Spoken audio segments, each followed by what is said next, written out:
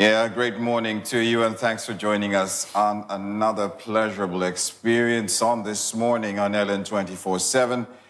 My name is Henry Williams, and it's a brand new week, and we're looking forward to great things, aren't we? I love brand new beginnings, absolutely. 2050 in the month of November and counting. Welcome to the Monday edition of The Morning Show. My name is Zoe McDarlington Esada. Yes, Good morning, Henry. must have heard that name a million times, but I keep liking to hear it every morning. Good morning, Zoe. Good morning, Henry. Yeah, it's great to be here. It's great to be alive. In case you didn't know, even in Nigeria, I know people have, coined so many names for the experience Nigerians are going through. T-Pain is one of them. Quite ingenious. Nigerians always know how to bring out the humor, even in the most, dire experiences. And that's the survival spirit of the average Nigerian. And I love it. And that's what makes us different, even on the African continent. That ability to actually, roll with the punches, to adjust, to be versatile. And it's a survival spirit. And I tell you, that spirit will help us survive these climbs as we look forward to that light at the end of the tunnel. Well, as it is today, we have quite an interesting lineup for you, and I certainly hope you will love it and you will glean a lot of experiences that will help put you on top of your day. So quickly, let's go to our top stories on today's edition of the program. And we'll be starting with this one as we bring you COP29, I beg your pardon. Nigeria, others oppose $300 billion climate finance deal. All right, and on the front burner this morning, we are considering President Tinubu's leadership style over Boala appointment. Also in the news, avoid breaking point, adjust IMF World Bank policies. Gambari tells the federal government. And there's even more in the morning show. Role of research in promoting or disrupting biosafety in Nigeria.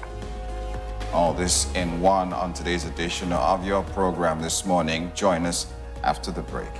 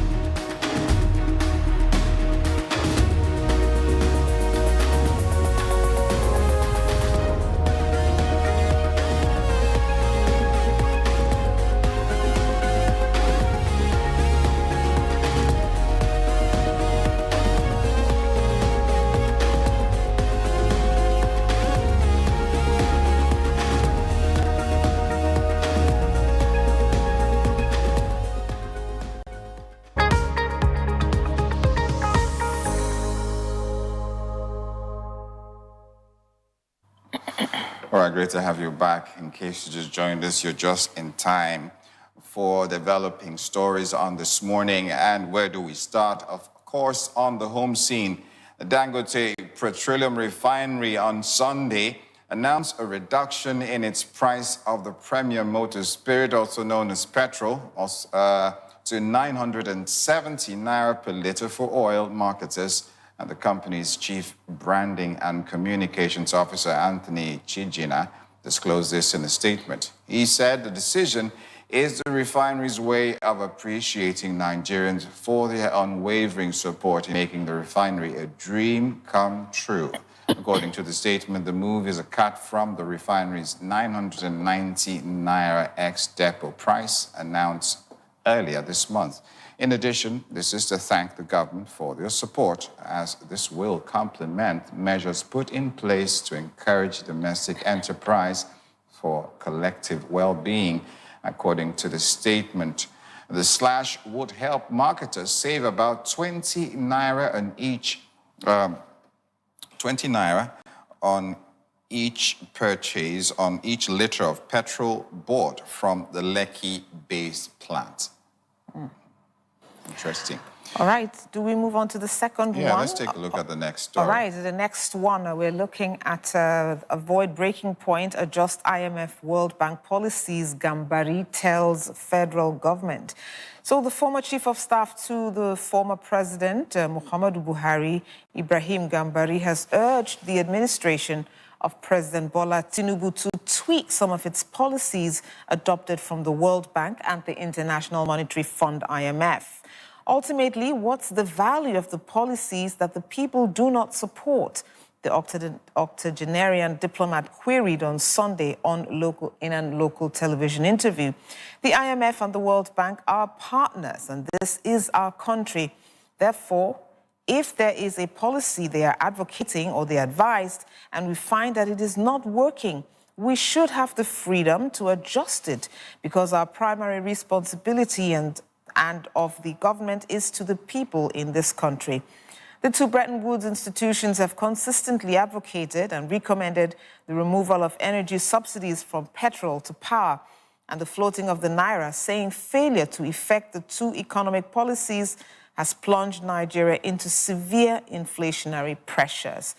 President Tinubu, after his inauguration in May 2023, removed petrol subsidy and floated the naira. Petrol prices more than quadrupled, soaring from less than 200 naira per litre to over 1,100 naira in many parts of the country. The naira also took a nosedive, wobbling from around 700 naira to the dollar to 1,600 naira to the dollar. Food and commodity inflation have skyrocketed as Nigerians battle what can pass for the worst cost of living crisis since the country's independence over 6 decades ago. Well, that's just an overview of the experience and grueling experience Nigerians are going through. Hike in prices, inflation everywhere. Yeah, the cost of living has become unbearable for a lot of Nigerians. We'll still have more stories for you on what's on the developing stories. And this takes us to a global issue talking about climate change. All right, what do we know? Well, in the meantime, Nigerian Sunday criticized the new $300 billion climate deal. Glory, wow, we criticized it and agreed at COP29, the 29th edition of the UN Global Climate Summit, which ended in early hours Sunday in Baku, Azerbaijan, after nearly 200 nations approved a climate deal. Nigeria, being a member of the Least Developing Countries, or LDCs group, said the deal fell short of meeting the ambitious and much-needed annual climate finance commitment expected from richer nations responsible for the most damage to the climate.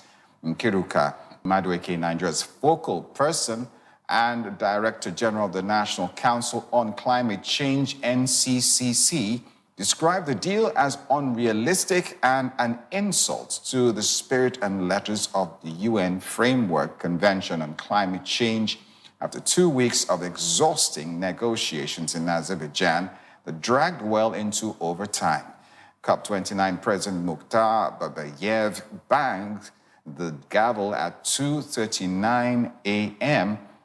To approve a global pact that was deliberately forced through given the negotiation bottlenecks. Let's take a listen. I now resume the 11th meeting of the CMA.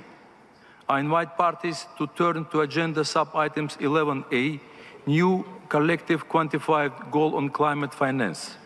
I hereby invite the CMA to adopt the draft decision contained in document CMA/2024 L.22.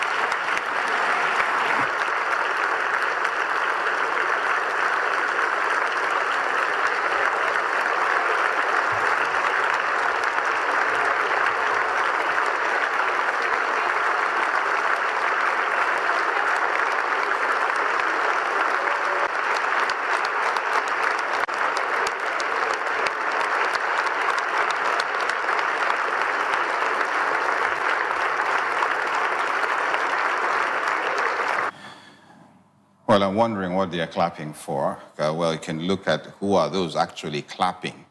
I doubt if it's the developing nations. Well, the deal is said really to be an insurance policy for the world. Well, according to the COP29 president, or a bribe to silence developing countries who are adversely affected by the climate policy impact. This is a very serious area, critical area of discussion, because the average Nigerian doesn't know how these policies affect them.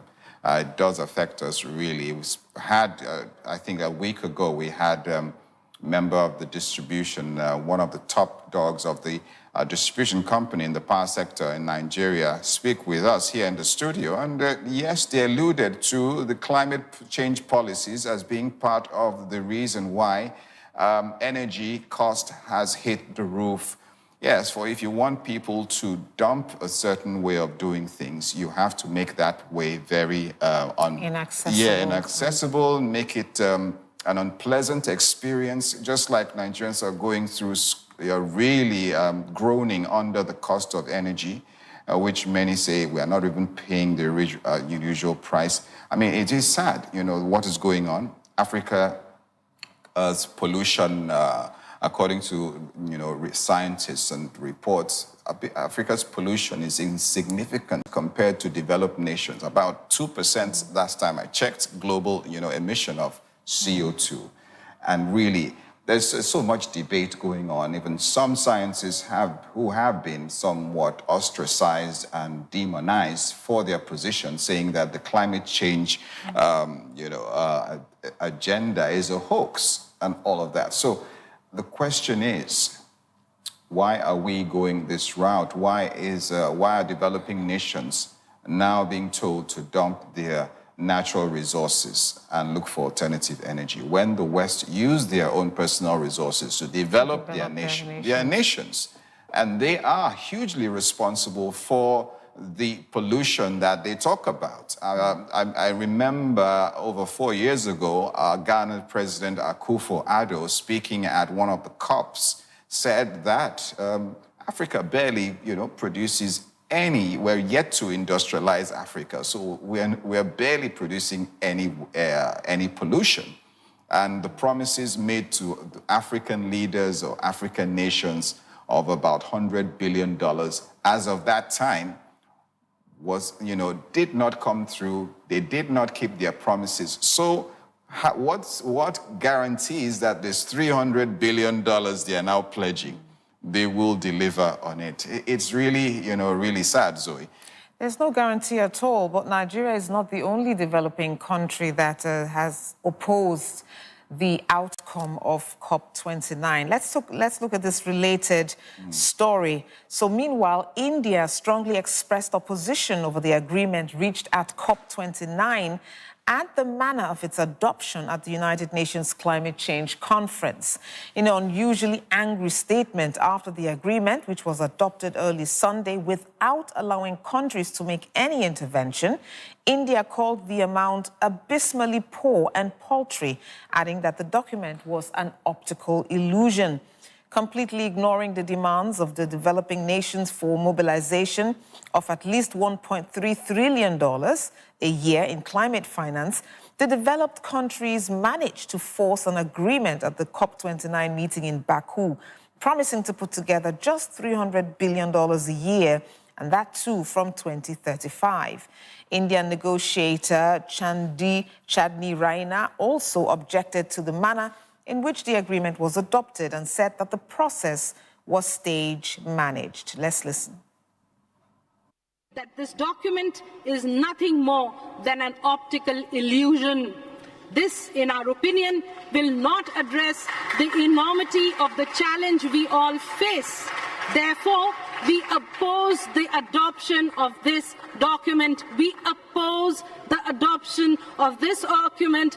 India opposes the adoption of this document, and please take note and regard of what we have just said from the floor of this room. Well, Indian envoy there speaking vehemently that they oppose the adoption of that document. So that idea that it was all a unanimous decision really was not actually the truth, according to the Indian envoy there. And there is, so much to talk about this, it is, all connected. We're talking about the Dangote refinery. We're talking about Nigeria not being able to, revamp its refineries. All these things are intertwined. So I'd like to go to Abuja. I'm told Mono Balagbogo is with us. Hello, Mono. It's good to have you this morning. Hope you slept well, too. I did. Good morning, Henry. Good morning, Zoe. Good morning. Perfect morning to you and to all our viewers today. So good to be right on board on this morning. Yeah, I know you're a nocturnal creature and, you hardly sleep. That's the nature of the job. We're always chasing the news when it breaks. What's your thoughts on the Dangote refinery, their magnanimity, if I put it that way, in, dropping the price to appreciate Nigerians? Is that enough for you? It's not enough. How much reduction? Just 20 naira. I mean, I wanted to actually go online to see some of the views of Nigerians, and they're not really impressed because we were always hyping this when our, local refineries begin to work, prices of fuel will go down. But sadly, it has not been the case. So it's been a whole disappointment for Nigerians, that is those who actually go out to buy the fuel at the price that is not convenient. So this is a very, very big issue. I saw some people, on X yesterday saying, bring it down to 500 naira and not 170 naira. How much difference is it going to make? So the reduction is probably little profits for the marketers and the retailers, but it doesn't really affect the price of the commodity itself. So do recall that there's been reports that these marketers are importing fuel, and there's been, this kind of conversations and arguments between the marketers and Dangote and NNPC for them to focus solely on offloading the product from the Dangote refinery. And Nigerians are asking, okay, you said the government is not making things easy for you, but now the government has said, okay, you can actually purchase this product with Naira. And we forget about the dollar, and Nigerians are demanding the Dangote refinery to actually do better because they are purchasing that product, in Naira and not in dollar terms. So these is something that Nigerians are still grappling with. But I know the average Nigerian does not really understand, the intricacies of some of the bureaucracies and, the profit-driven mentality that the marketers have to the Dangote refinery. So it all boils down to NNPC to see how the prices can actually go down, because that's what people care about. I don't know what 20 naira is going to do. I don't know what it's going to make. And what was the need of the statement? I saw the statement yesterday and I was just laughing. 20 naira. Really? I want to ask you, Henry, can you buy chewing gum with 20 naira? Bubble gum, or even how many sweets can 20 naira out there in the market? So I think it's basically laughable. I don't know. I don't see any point in coming out to say, oh, that big headline, Dangote reduces price for marketers. How much? Let me ask a fellow car user. She might have a different opinion. Zoe? Absolutely not. I share Mono's sentiments totally. And, when I saw the story too, I thought to myself, but this is all about the marketers. There's nothing in this article that even remotely suggests that this was about the people, even though the spokesman said that the decision is the refinery's way of appreciating Nigerians for their unwavering support. It has nothing. It is laughable. It is laughable because I can tell you for free that even the 20 naira, it probably will not reflect, because this is all about how much of profit that the marketers can make. Yeah. So this is an issue. This is a deal between the marketers and the refineries, the Dangote refinery. As from where I am standing, I do not think that even the 20 naira reduction is going to reflect in the price of petrol. So I'm sorry, you know, I mean, Nigerians, it does look like, you know, there's no reduction in pump price anywhere in sight. At least not in the nearest future. It's very hard to refute your claims, and I'm not even going to try. I come in peace, you know, to hear saying this, because I hold that Nigerians deserve the leaders they get. It rests on us. There have been demands made by stakeholders and by analysts saying, look, the NNPC should be audited. There have been calls for the head of Mele Kyari, the GMD of the NNPC Limited, to resign, to step down. You know, and the role the president has played, I don't think he has actually, you know, done what he should be doing. And I say this, you know, respectfully to the CNC, that, look, Nigerians expect him to protect them. What we have is an imperfect market. Any market where you have a monopoly or duopoly is highly, you know, unfavorable to the consumer. What has happened to all the promises that the other refineries, Port Harcourt refineries, will be, you know, brought back to life?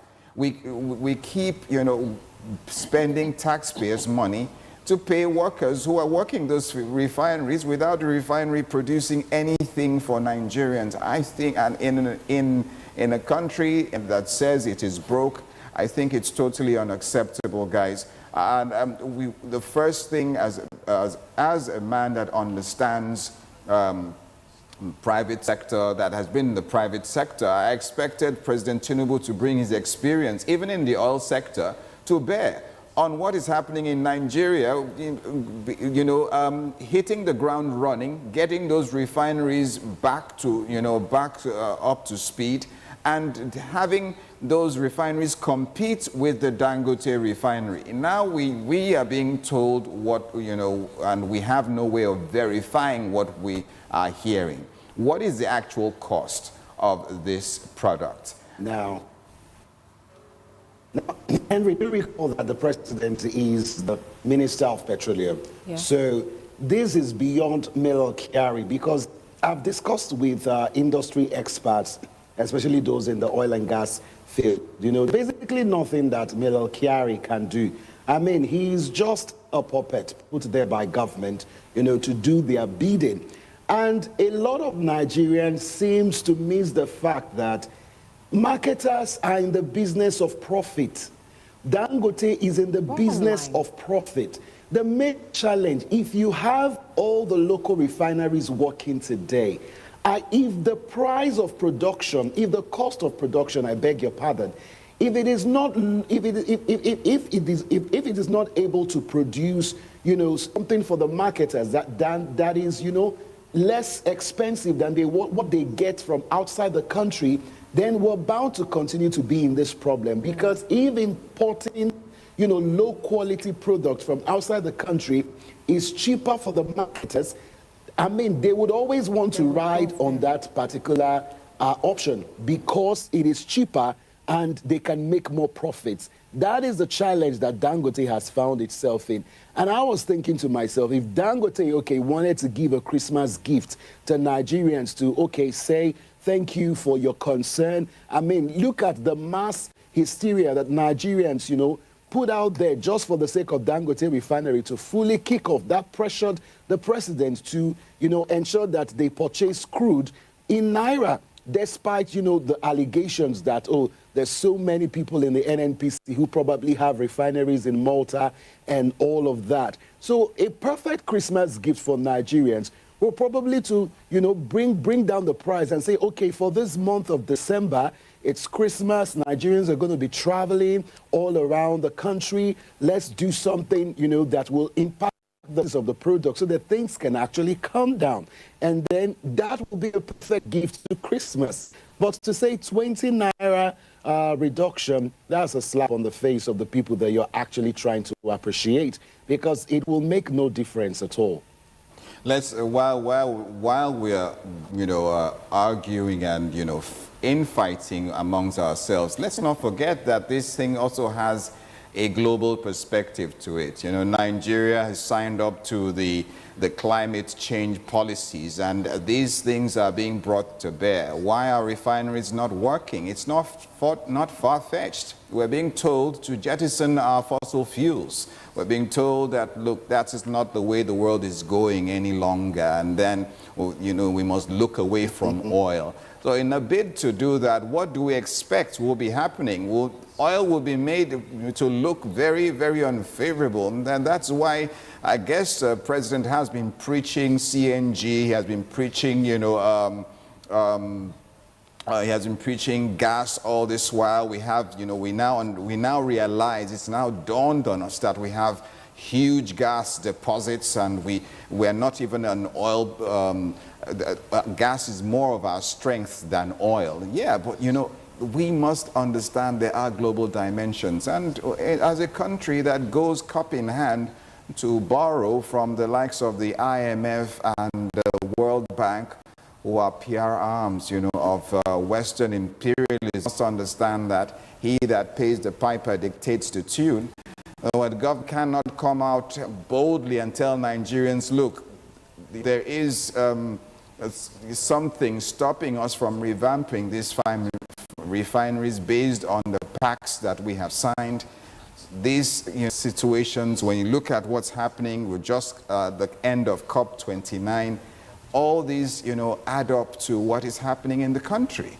We cannot, we must understand, just like India came out to say, look, we cannot embrace global policies at the detriment of our nation. We must be allowed. I remember the speech of Ghanaian President Akufo-Addo somewhere in 2019, way back at COP, when he said, look, we cannot embrace climate change policies at the detriment of our nation, especially when Africa, is not responsible for the majority of pollution. So there is this issue of carbon tax now that has been brought to bear, and nobody is telling us these things. There's carbon tax, and these things are expensive, and our governments will be forced to pay, because we live in a global society, and for us to actually mingle and go about our business, there must be rules of engagement. And these guys are arm twisting our leaders, especially in Africa. So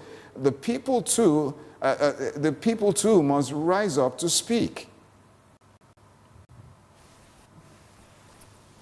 Okay. Hello, Mano, are you with me? Yeah, I'm with you, Henry. What you said is very, very important. One thing I love about American politics is that they don't focus on like the little things. They look at foreign policy before they elect a candidate. But when you look at our politics in Nigeria, we rarely have those conversations.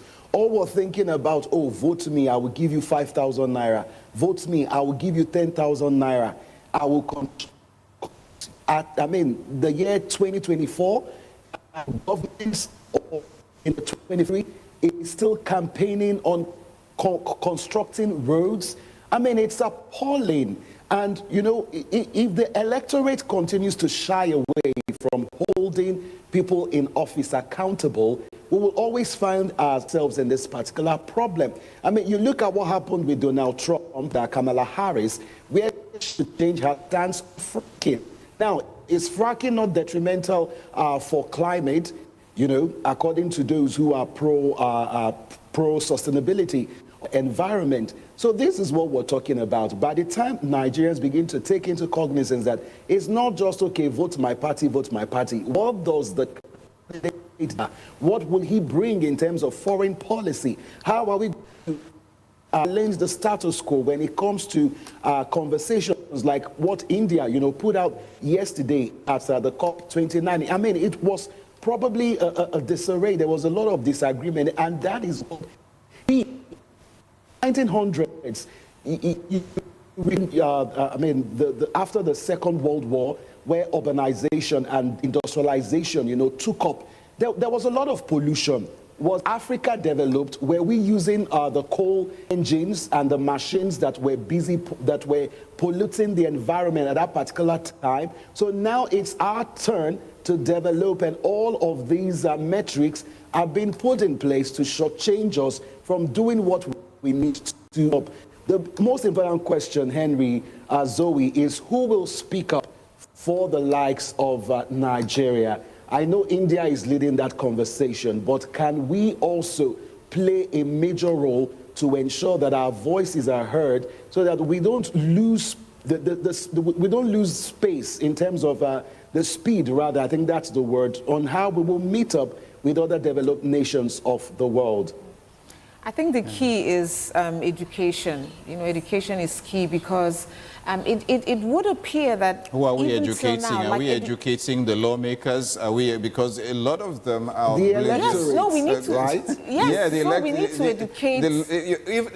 you know, before you even go to the electorate, how many of our, you know, our representatives understand That's what I'm saying. the geopolitics at That's play? exactly Yeah. what I'm saying. So a lot of even the developing countries, they don't even understand what the whole climate change agenda is all about. Right. And so if you notice, if you observe carefully, you will find that the objection is not so much as to what this agenda forced on them will do to their country. It's more about they're not What's in satisfied. it for me? They're not satisfied with the amount. They were expecting $1.3 trillion, and the COP agreement says $300 billion, and they're not satisfied with that. They said that financing will not do for us. So the question is, do they understand?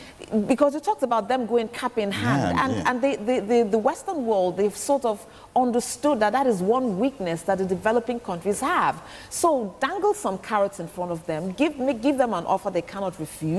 First of all, to get them to agree to this agenda, and then now that they're being offered like a sultry sum, they are objecting to it. But what's the objection all about? So they need to understand what it is really about, and until they do, you know, we may not make much headway in that regard. Our leaders must find alliances. There is a global geopolitical play going on. That is where the likes of the BRICS nations come into play. That's why that has given birth to the BRICS. And these nations have a different perspective to issues and global issues. And I would expect that Nigeria would know who its friends are, and I think that's where leadership starts. We must know those who are for us and for our interests, those who would like to grow with, who want us to grow with them.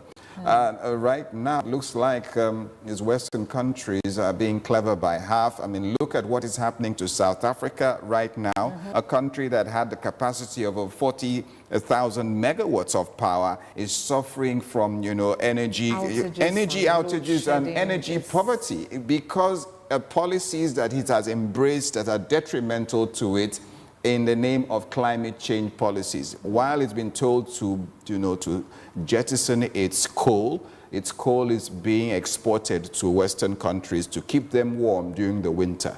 So what are we talking about here, Zoe? So our leaders must wake up and they must understand the global play. They must wake up, and we need leaders that understand what times we're in. You know, one of our leaders was talking about the world being at war, but it's not a war that bombs will be dropped. It's a war of, you know, of having an advantage and putting out policies that will stall, you know, the growth of another nation at the expense of another. So we must wake up. That's the word. It's a wake-up call for all our leaders. Absolutely.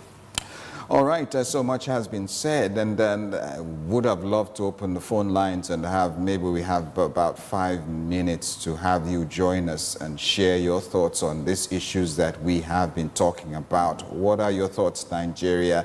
Do you have 1 or 2 words to share with us on the stories that we have brought to you so far?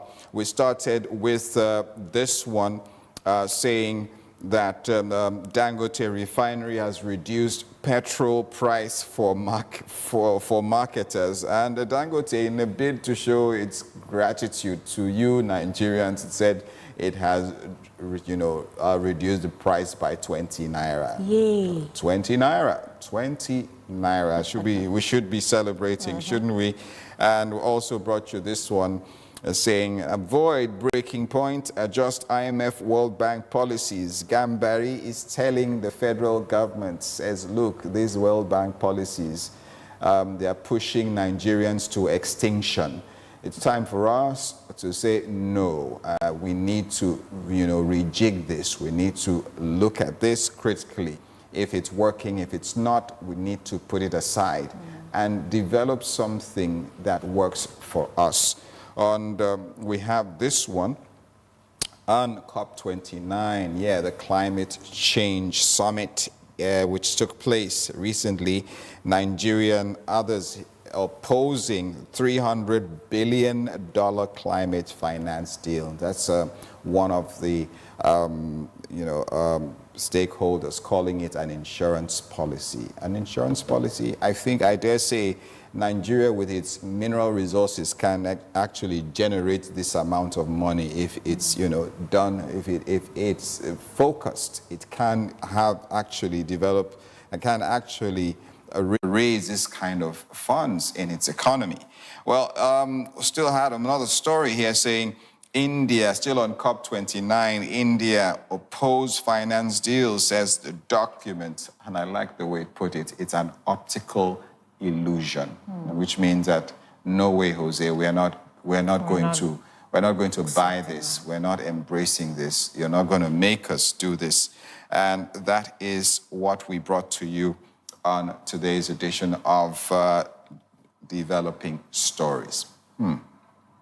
I think I found the stories quite enlightening. Very, very enlightening and thought-provoking. Sadly, you won't find a lot of Nigerians talking about these things because a lot of them hardly know what is happening. We're still, looking at the symptoms.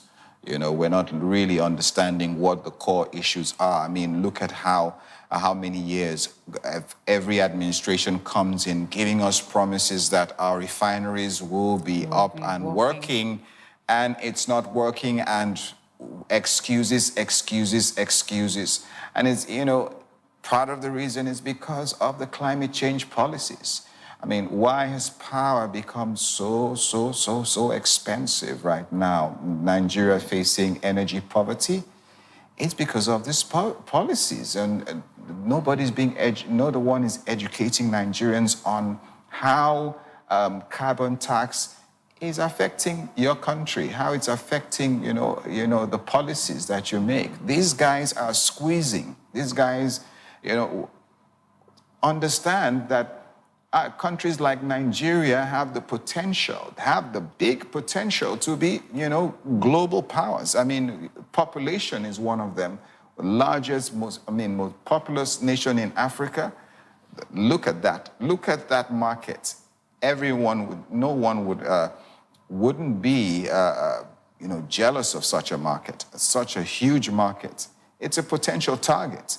So we have to understand these things. We have to understand the play. We have to wake up, to face realities, and we have to start putting square pegs in square holes. I mean, look at these days, you find out that there's so much funds out there if you're doing anything that has aligns with climate change, if you're doing a business that, pushes the climate policies out there, there are grants for you easily, get grants. I remember we had this discussion with some journalists, on the station, and says, look, if as a journalist you are supporting climate change policies right now, there's a lot of grants that you can, take in and, help you.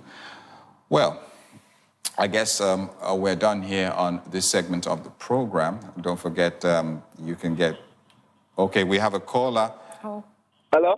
Hello, Afam. Good morning. Good morning.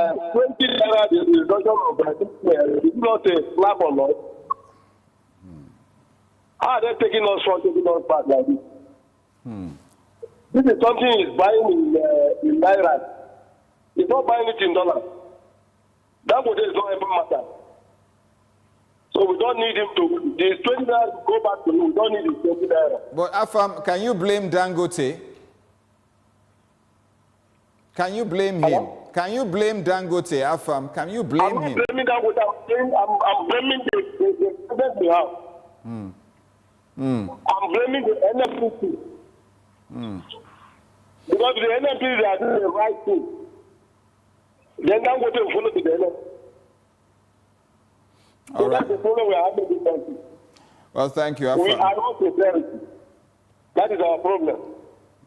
Well, thank you. Sir. Thank you, Afam. Great to have your call. Well, that's his. I don't blame a Dangote refinery. And they're in the business to make profits. There's no sentiments there. They're in business to make profit. If you were in his place, you probably do the same thing. So it's left for us to ensure that we create an enabling environment. Yeah, enabling environment that favors the consumer. You know, and that's right now it's not happening. So we need to find out why that is not happening. Why are our own refineries not working to compete with the Dangote refinery? And again, it's unacceptable that petroleum products that are not that under are not quality. What's the word? Substandard. Yeah, substandard petroleum products are being allowed into Nigerian markets. It's totally unacceptable. What are the regulators doing? So are Nigerians left to their own whims? Well, we just have to go. Thank you so much, and thank you to our caller who just called to share his thoughts. We'll be right back in a moment. Don't go away on what's on the front burner. Stay with us.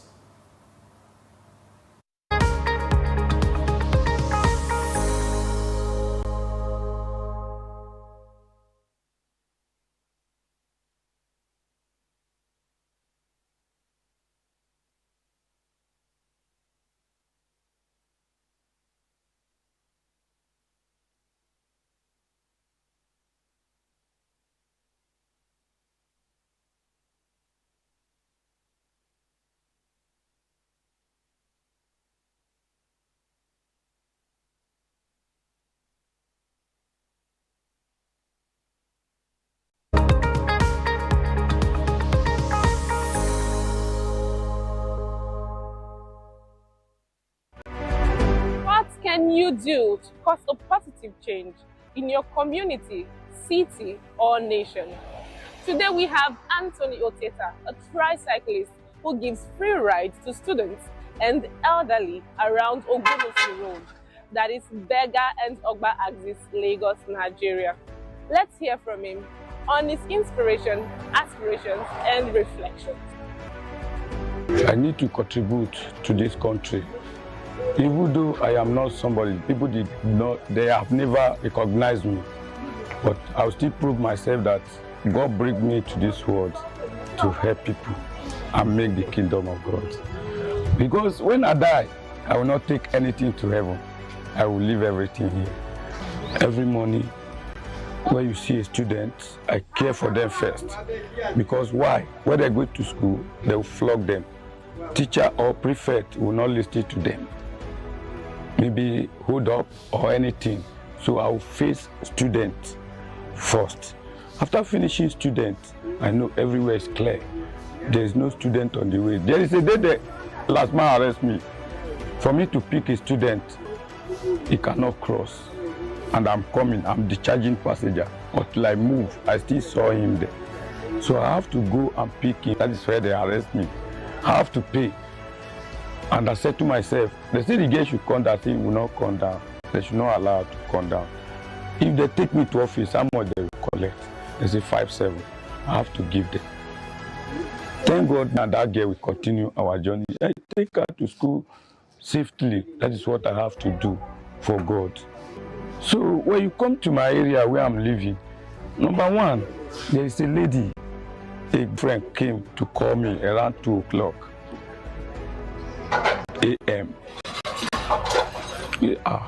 Oga Tony, I said, open. You see, my wife is dying. No. I said, God forbid. What is the next thing now? He said, please, can you help me? I said, I said, to carry her. I said, that is no problem. That is why I don't have, I must remain fuel inside my Marwa. So that it will not be the problem. Fuel will never be my problem. I will reserve the fuel so that anytime you come to knock, the fuel is okay, machine is okay, I am okay. The rest of that things, God will take control. So I now went. I drive. I went to hospital. They accepted. They accept the girl. Then, and I come back home. The next morning, I went to him around 5 o'clock. I said, how far? My wife is selling granite. I'll bring out granite. We share, we chop. That is my joy. I need to help. He's a driver. He drives. He do take me to school free of charge. Sometimes he meets me on the road while trekking. He offer me a ride. Then he assists me. The people around me, most times when I go with my friend, while trekking to school with my friend, he'll call and be like, why not come in with your friend? Because I'll be like, let me trek, because you don't know my friend, you know me alone. I'm the only person you know, so let me trek in. Then you'll be like, come along with your friend, there's no problem. You can come along with your friend. There are so many students he does help. In fact, there are many of them that he has never met before. Just him seeing them on the road, you call to assist them, take them to school. I attend Ojodu Junior High School, Grammar School, Ojodu School. I'm in SS. So this man, what I see in him is just that he's a person that helps, because sometimes I'll be coming back from school. Someone will be beating me, used to carry children for free, will carry us for free. Even though when I'm going to school, he used to take me to school sometimes for free and drop me at beggar side for free. That's why I just see in him. And as I say, he's a nice person, because I'm not the only person that used to help.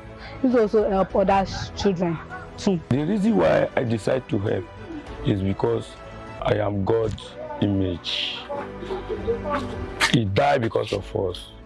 Then for me to use immaterial things and help is a common thing to me. That is why I need to help. And all figures are not equal. We can't be equal in this life.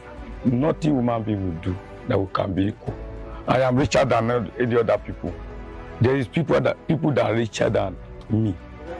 So now these are very hard. These are very hard. We should not wait for government alone. Let somebody take a look at his whole family. Is it easy for you to control? Talk of community or local government or state before the federal. It's not easy.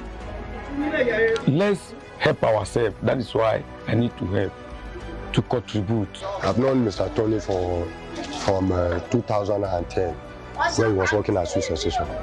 Even till today, we are neighbors. We are living together. So I've known him as a good person since then till now. Because me, myself, I'm a driver. Honestly, right now, I'm at home. I'm not working, but he do sometime give me his machine to work just to make sure I see something to sustain. So I wish not only me, I still know that many others can still testify of his deed. So it's not only me, I know him very well. I can remember when I traveled, I didn't have transport money to come back. So I ran up village, I didn't get money. I run to my mother, there is no money. So I said, okay, I have a friend. And I called Tony. I told him I want to come back with my family. I didn't have transport money. Can you help me? The guy now said, hey ma, how much is the money? I said, I need 40,000. The guy just done this for me.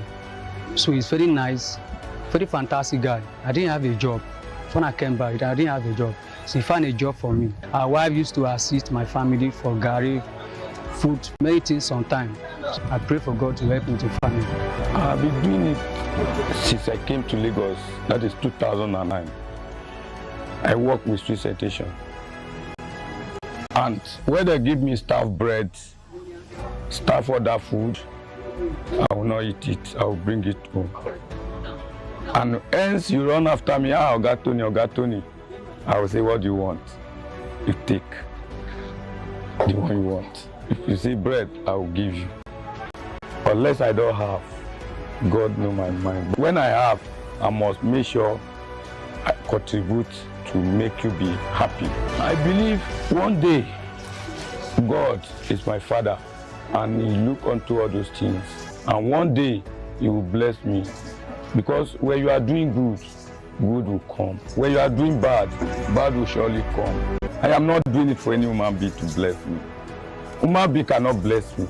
Unless God sends somebody that this is the guy, go and bless, he will bless me. And my own is my own. And one thing I always believe, again, God always saved my life free. If there is danger, I went there, I will pass. I have never one day have issue that take me to station. So I believe God will do it for me. My message to other people is to put hands together. We should not leave this Nigeria to one person. Whatever you are doing, if you don't have money, bless people with those things. Reduce their problem. Don't add it to their problem. Because when somebody comes to you for a help, he wants you to help him. Definitely, if you did not help him, you contribute to his problem. I'm going to Ogba. I have 200 and they are carrying 200, go come. That is 400. I'm with 200. When you get there, I'm bros, I have 200 or I have 100 naira. I'll say enter. I will even ask you where you drop. Is the money with you enough to take you to where you are going or not? You tell me your mouth, put down. I'm not worried. It's my work. If I like, I work.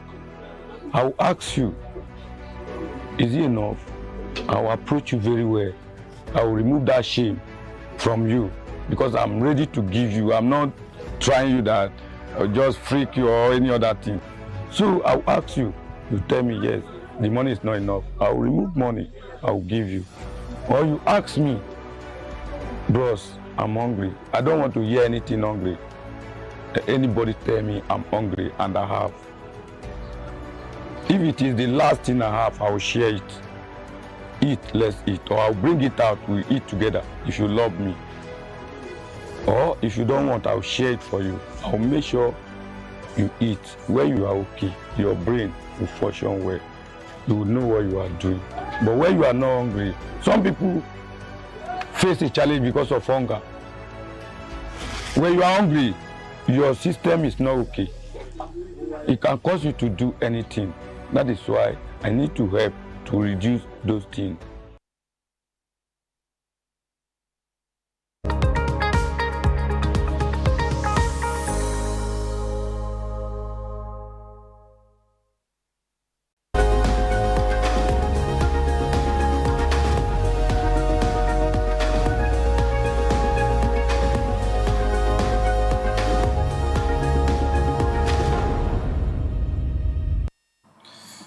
All right, great to have you back after that interlude. Still on this morning, and yeah, you're in time for our first discussion. Where do we go this morning? We're taking a look at governance. Yes, on the home scene, President Tinubu's leadership style over Buala, his new spokesperson's appointment. Well, President Bola Tinubu has appointed Daniel Buala, the spokesperson for the Atiku Abubakar campaign in 2023, as his special advisor on public communications, the supposed replacement for former spokesperson of the president, Ajuri Ngelale. His appointment has raised questions over the president's intent in employing a staunch critic and a former aide of former vice president and presidential aspirant of the PDP, Atiku Abubakar, into his cabinet. Well, the president following the proverbial saying of keeping your friends close and your enemies closer? Well, there's more in this report. President Bola Tinubu has appointed Daniel Buala, the spokesperson for the Atiku Abubakar campaign in 2023, as a special advisor on public communications, a supposed replacement for former spokesperson of the president, Ajuri Ngelale. I want to start today by appreciating Mr. President, President Bola Ahmed Tinubu, the President of the Republic, for the exceptional honor and privilege that he has given to me by appointing me as a special advisor on Media and Public Engagement State House. And so, as the official spokesman of the President, I want to assure you all of my unalloyed commitment and support and collaboration. What happens is you have two responsibilities between the government and the people, and you hold the government accountable on behalf of the people. What you demand from government is accountability. What the government expects from you is fair reporting and fair play. And I want to give you my own commitment. I have joined pool of very wonderful, resourceful media aid of the President, and we work as a team.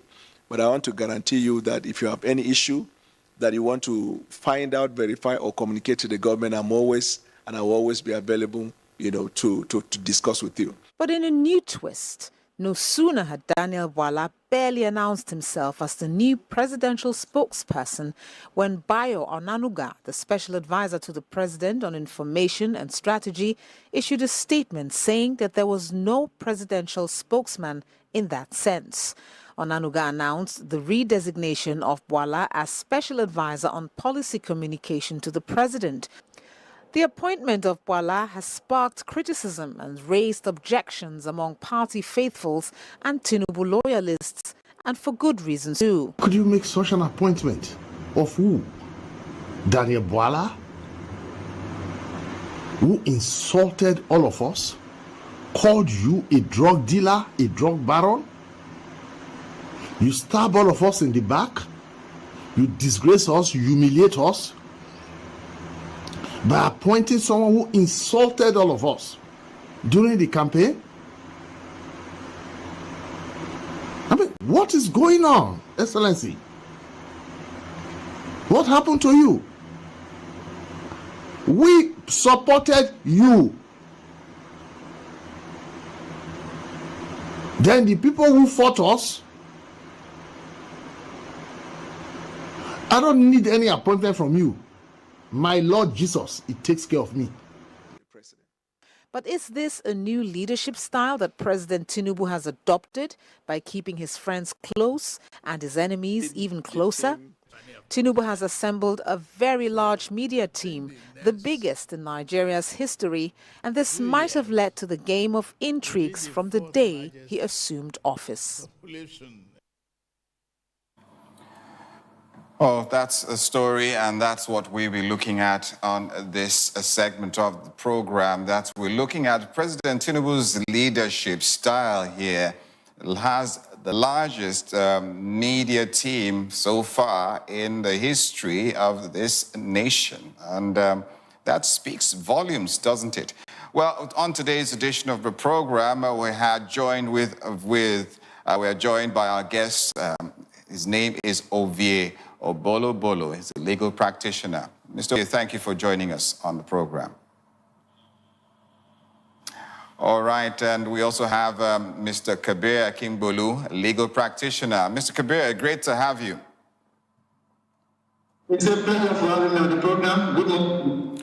Good morning to you, and we're joined by Nnamdi Abana. Nnamdi Abana is also a political analyst and also columnist as well. Thank you, Nnamdi. It's great to have you on the program. Thank you very much. Well, gentlemen, let's quickly look at this development. The appointment of a new media aide was supposed to be a replacement for former Jury Ngelale, a man that was supposed to be a member of the opposition, a staunch critic of the press. What does this mean? Is Tinubu rewriting here when it comes to opposition, dealing with the opposition? It's an extension of the olive branch to those who were outside his government. Another strategy, a master stroke of Jagaban we're looking. Let me start with Mr. Kabir. Yeah, let me tell you, it's neither here nor there. However, is something that is it's marked of integrity and principle at times from the part of our people. Bwala was a Christian. He used to be with the president, but at a point he backed out on the ground and not join any government that will have to fill the Muslim ticket. It's not only a Muslim ticket now, but a Muslim president and a Muslim vice president without any objection. You are romancing the presidency now. What has changed? He didn't stand for what he's working his conscience, maybe because what he stood for before now was from what he is to stand for now, because once working for president, he has to be, doing image laundry for the president, to launch image, portray the president as the best president and all that. So these are the things that are not, they are distasteful to the mouth. And again, if you are somebody you are criticized so well on the ground that is a Muslim, so we don't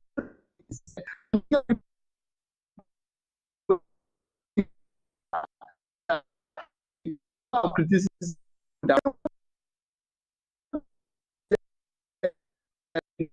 education team or whatever is too bad. I don't think you have the highest number of members or biggest cabinet. You have the biggest press crew or whatever you have now. Communication team. I don't think this is what in an era where economically, where the welfare of the people is at the lowest ebb, and we are praying for a better government or a better economic reform, and you are paying more for services of people that may not be needed to move the country forward. It is to do, and I think I do not like it. From some people may see it as the president being fair to all, being a national leader, being inclusive, disappointment. But then, to those people, they have their reason. But to me, I don't think we need this kind of bogus cabinet. It is uncalled for. Well, thank you, Mr. Kabir. Before I bring in my colleagues, I'd like to go to Nnamdi Ebana. Nnamdi, I'd like to share your thoughts on this one. Some say the president understands the importance and how critical media and information is, especially in these climes. And one of the things that actually were made to understand that President Tinubu, before becoming president during the electoral campaign, was one of the first candidates to bring in international media propagandists to actually help his campaign. Do you think that having this kind of media team together shows that President Tinubu understands what he's up against in terms of the opposition? Well, the line has been breaking. I have to understand the question you put. Well, I'm trying to say, what do you make of President Tinubu's media team? Does it show that he understands? And the fact that he's bringing in an former opposition member, and does it show his understanding that these guys are just professionals? There's nothing personal here. In fact, he might even have to bring, to his team. Okay. For me, this is politics. Politics at play, even though it does look ethical, but everything is geared the forthcoming general election. Now, I want to address the Bwala issue. Ability as a leader to infiltrate the enemy and bring out and poach one of their strategists. I think it's a plus for him to have poached. Else Bwala would have done a total damage to his forthcoming presidential campaign. And looking at it ethically, it is wrong. We may say not. He doesn't play the politics of ideology, because once you pitch your tent with a political party, it is expected that the reason behind your being a political party is because of your ideology, what you believe in, what you stand for. But unfortunately, we don't have that in our climb. As one of the former presidential aspirants described Nigerian political parties, he said that they are mere vehicles, that are used in conveying candidates to political office. However, Bwala dented the image of the president, called him a drug baron, called unprintable names, said he's not going to support a man who went as a them went for a Muslim ticket, which really counted against Tinubu during the presidential election. So the APC felt bad.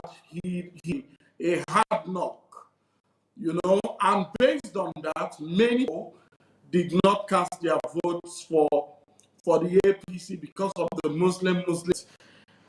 And then, all of a sudden, this same Bwala jettisons his master, who is Atiku Abubakar, and the PP, and starts singing the praises of PC and that was earlier in the year. And right now, he's been given a political appointment by the president. So the members of the opposition, or rather the members of the ruling party, are not finding it funny. You heard Onopasa, express his views that this is a man that, dealt or negatively on the image of the president. The president now rewarding bad behavior. Apparently, Onopasa expects them to have given that appointment to the people that supported him during the electioneering campaign. So, but politics doesn't work that way. Politics is a game of numbers. The president is looking at how he will be able to leverage Bwala in winning the forthcoming general election. Then the second part of the question is on the issue of multiplicity of offices. It is quite unfortunate that Nigeria, being in a depressed economy, where the president is championing, cutting cost of governance. Unfortunately, he's busy making unnecessary, appointments. Why should we have several spokespersons for the president? And we've not even mentioned the Minister of Information and other high-ranking officers attached to these offices, where some of advisors have been deployed to. So it is quite unfortunate. Okay, Nnamdi, you set the pace for the discussion. I'd like to come in there. Let me bring in my colleague in Abuja. Mono, you have something to say here.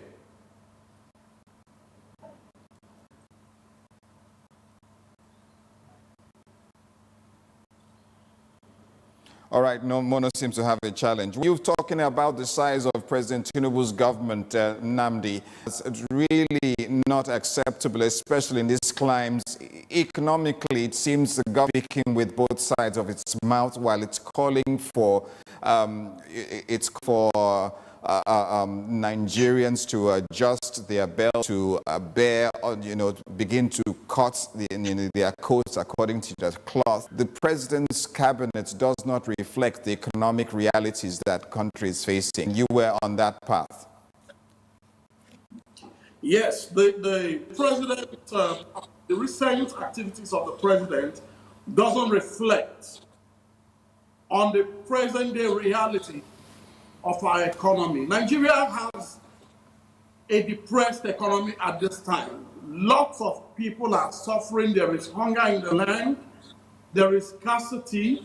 The purchasing power of Naira has reduced to its barest minimum. So it is expected that a responsible leader will cut the cost of governance and again reduce the number of appointments being made, into several political offices. In fact, we should have a total restructuring where the president will reduce the number of ministries, departments, and agencies of government in order for him to be able to grapple with the challenges facing the nation. Unfortunately, the president is just paying lip service, cutting cost of governance. You look at the convoy that the government is using, V8 vehicles, sometimes you see over 15 vehicles on one government appointee. Okay, sir. Minister. Okay, sir. Just a minute. The office of the First Lady, which shouldn't be there in the first place, and several others. Okay, look at the Ministry of Information. We have several appointments. Of course, they are going to get benefits, salaries, and emoluments. And this cuts across all this that we have in the country. All the special advisors, special assistants, So the Nigerian government is not serious. They are just playing the economy. All right. Why they are expanding why they are expanding their belt, they are telling Nigerians to tighten a bundle of contradiction. I have said this previously, that the government needs to revisit some of its regulated policies. The new regime is not working. Okay, we'll talk about that. We'll talk about Mono is back and he wants to come in. Let's have Mono.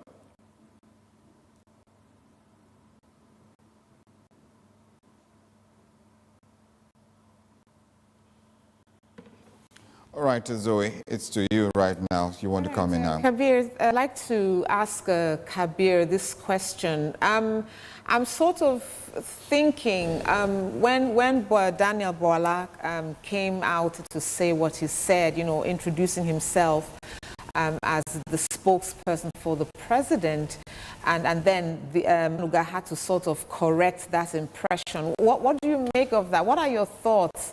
There seems to be some disagreement about what what his assignment actually. Do you think he did not understand the assignment given him, or the other spokespersons like trying to take him on to say no, you're not the president's spokesperson. You are reporting to someone else, not the president directly. What do you make of that dynamics?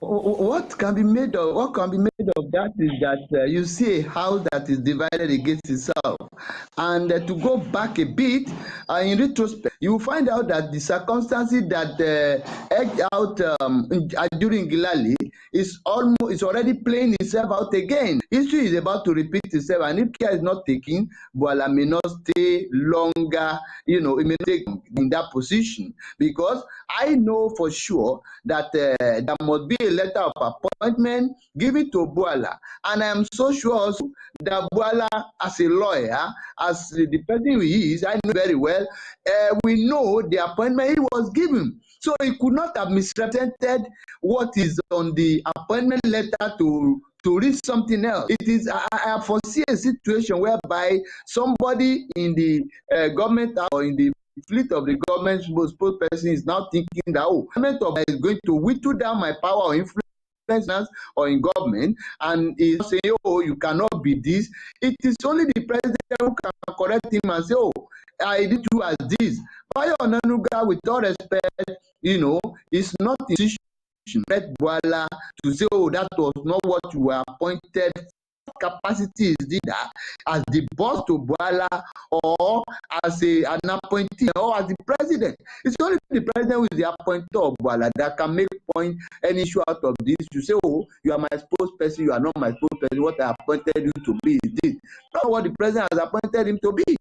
I am sure, or I want to be sure, I want to think that Bwala is quoting or was quoting directly what is in his appointment letter to be what he has said. He couldn't have, as a lawyer, be changing the nomenclature of his appointment. So that will tell you what you expect when there is a lap of functions, just like our colleague there who has spoken earlier before me said, that we have a bogus ministry, a bogus cabinet, bogus spokespersons. If somebody is a spokesperson, it happened under Buhari too. We have Garba Shehu, we have the Ajuri Gilali, we have this guy, there's another person, Dele Adesina or whoever. 3 of them doing the same work and collecting fat salary, living on the people. I think the government is not being fair to the people because the economy in Nigeria today is not smiling, and there shouldn't one person can jolly well do this job, and he will do it more effectively than having multiple people. Having the highest number of spokespersons in the world, is that what will make you to perform? The good economic policy, what we need, and I think the president should do Nigeria, good by correcting the errors. I think it's an error, an erroneous appointment. All right, let me bring Mr. Bolo Bolo in. Thank you for joining us, and at the right time. We're expecting you earlier, but based on what our guests have said about the president's appointment of Bola, do you think that this is a show of magnanimity by the president, and the response by by Onanuga, is that a demotion to Bola, since his new appointment suggests that he will be operating away from Aso Rock?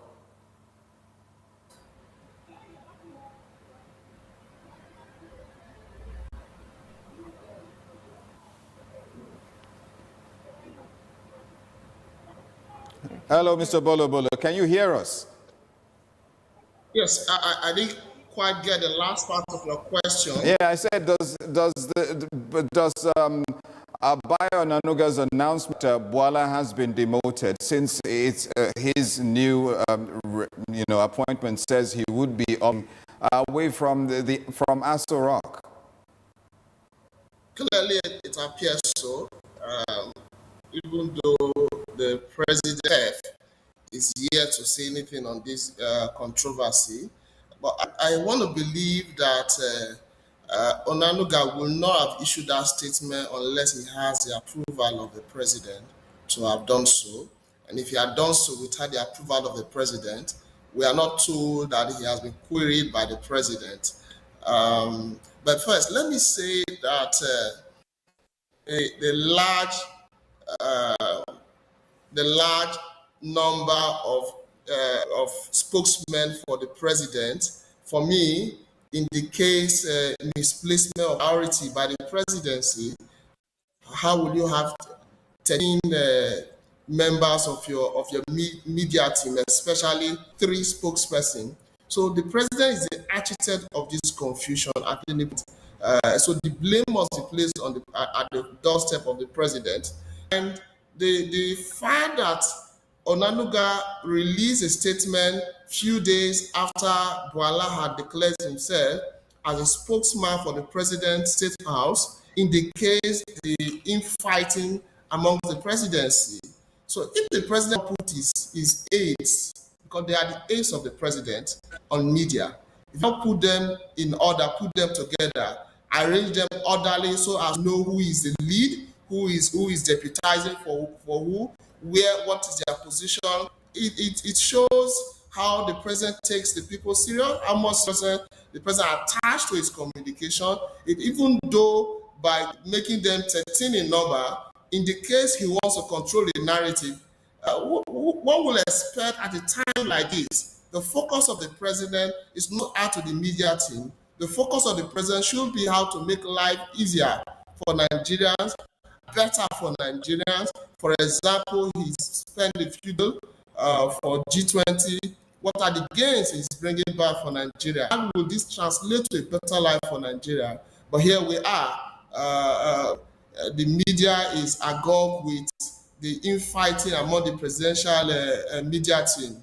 I don't think it speaks well of the president. Mr. Bolo Bolo, does it suggest that the president wants to ride on propaganda rather than results by having such a huge media team? Yeah, yes. The president is not interested in results. If you were interested in results, one spokesperson is enough. You do not need two, you do not need three, you do not need 3, 4, 5. Now you have 13. It's a waste of the resources of Nigeria. It's a waste of the scarce money in Nigeria. The focus should be to deliver better life, dividends of the. The focus should be to deliver. I mean, will you say the 13 members of the media team is part of the Renew Hope agenda? Let me go to Abuja. Let's go to Abuja. You have the floor. All right, can you hear me now clearly? You're not coming out very clearly. Low. Can you hear me now? You're quite. I don't know if our guests can hear you. Go ahead. Can you hear me? Yes, Mono is still working on his audio. Let me go to Nnamdi Abana.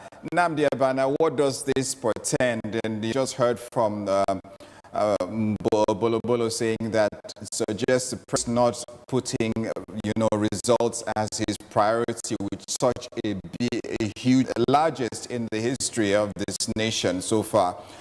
With this in the teacup, I totally agree with him. I think that it's unfortunate that we have an over-bloated net. I mean, what is the president doing with 13 spokesmen? 13. It's unheard of. We have already we have the Minister of Information. I believe we have the Minister of State for Information. Then the president has several advisors and spokespersons.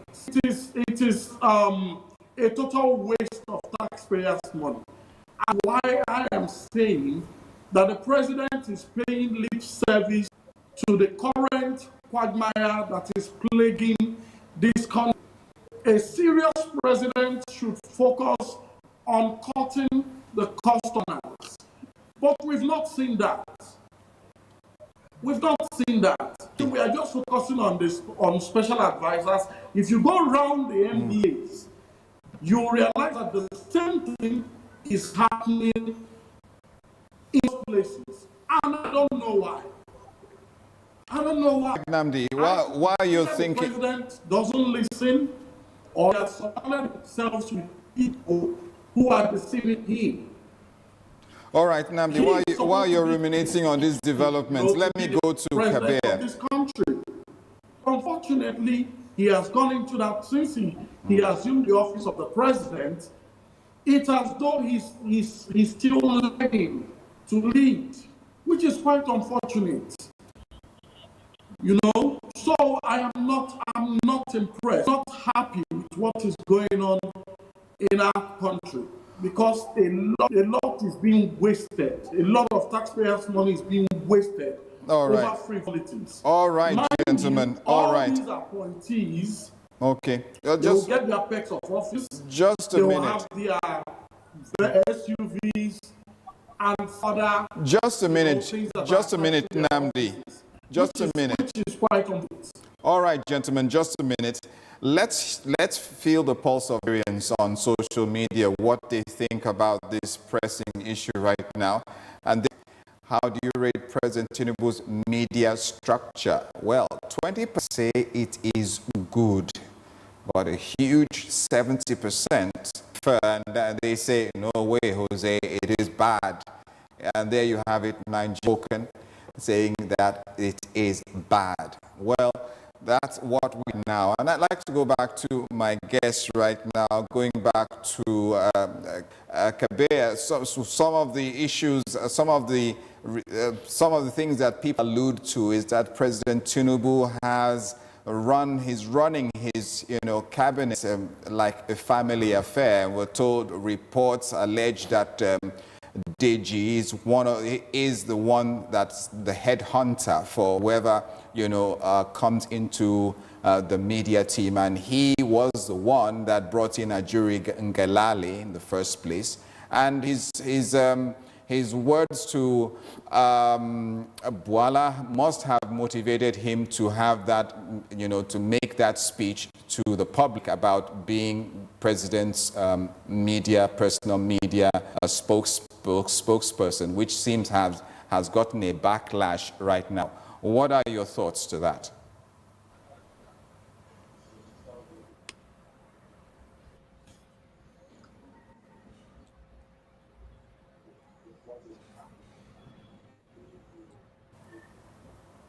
Okay, I think Kabir has left.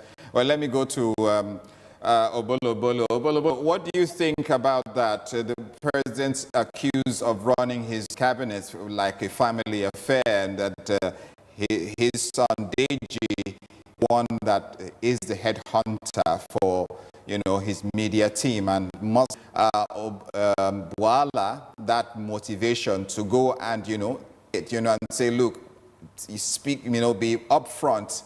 Just like he was one, according to reports, allegedly was one that, brought Ajuri Ngelale. Well, if these reports are to be accepted as correct, for now, they are in the realm of speculation. But if there are anything to go by, it shows that there are non-state actors interfering with affairs of state. Non-state actors dictating what will happen. Again, why should the son of the president give instruction to a spokesman, to the president of the nation, on what should be his job description? By the way, what is the president's son's job description? Does he have a role officially in the government of the day? The answer is no. So it's a bad taste in the mouth. The speculation, to even speculate that at all in the first place, and there are no smokes without fire. The fact that this report is out there is not being rebuffed. No one has debunked it. It may have some element of truth in it. And if it is true, it's unfortunate to say the least.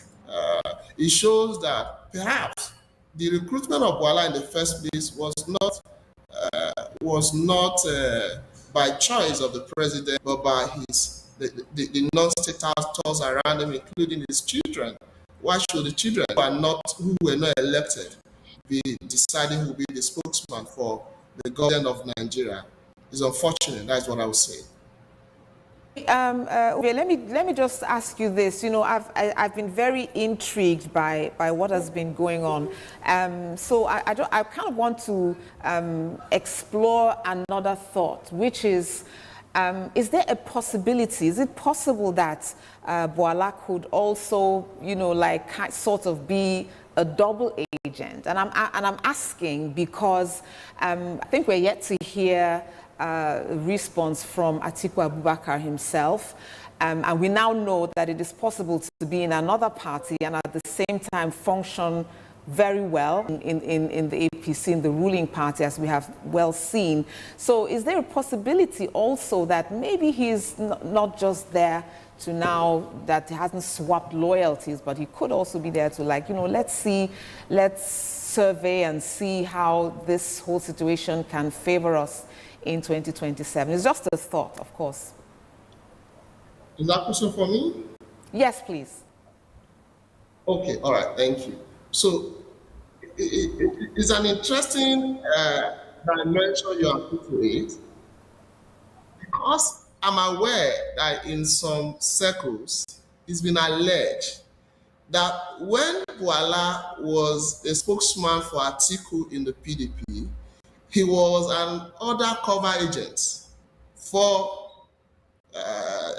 the current master with whom he's serving. And so to now say that he's coming back to be a double agent to the current president, I think is very unlikely. I'll be willing to lean more in support of the other view that says that when at the time he went to serve as spokesman to the PDP presidential candidate, he was possibly a double agent, and he was sent there deliberately. Look at the excuse for leaving at that time. He said because of the Muslim ticket. My colleague said earlier that if he had left, if the reason he gave for leaving was because of a Muslim ticket, but he's coming to serve in a Muslim presidency. He's coming to serve in a Muslim presidency, and he has not said anything about it. And so I do not think presently he's coming here to. There were supporters of the president who put out a word statement on the social media. Welcome back home. Some even describe him as to say that he's welcome back home. You know, saying that he was their agent. Some said so. I have such evidence where they say he was their agent at the front in the first. To the presidency. So I think that is, by and large, is untidy. It's untidy. No serious. No. All right, Ovie. All right, Ovie says it's untidy. Let me go to Nnamdi as we wind down right now.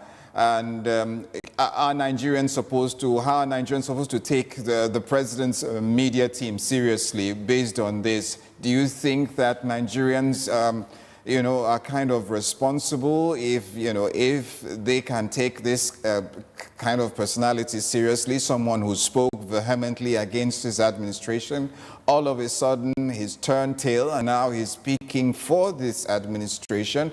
What does it, portend for our politics going forward? And what do you make of President Tinubu's leadership style?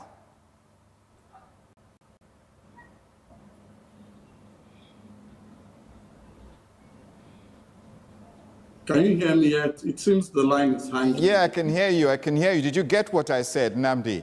What do you make of President Tinubu's leadership style? And are Nigerians, are supposed to take, such a personality that he has brought into his cabinet seriously? Okay. It was Obasanjo who said that it's a known politician who is fond of, jumping camps. He said once you give him food, he will jump from one party to the other. So I think that Wala is a replication of that same. When you give him what he needs, start singing, your tunes. But again, it shows the kind of politics we play in Nigeria. Our politics is not ideologically driven. People are just moved based on what they will be able to get from the government. That is the motivating factor. They don't care about party ideology, don't care about building the political party which they belong to, and that is, they vacillate, their opinions change. Today they are saying something and tomorrow they are saying something else. Another important thing that must be stated is the influence of Sheikh Tinubu on some of these appointees. I read exhaustively how the cable analyzed the whole situation. So some of these people are being pushed and they are being dictated to on how to act by the president's son. And sometimes it is to the embarrassment of the president. But again, you ask the question, who gave him the leverage to be throwing himself about the way he's doing that, the way he's doing it? Of course, it's the president.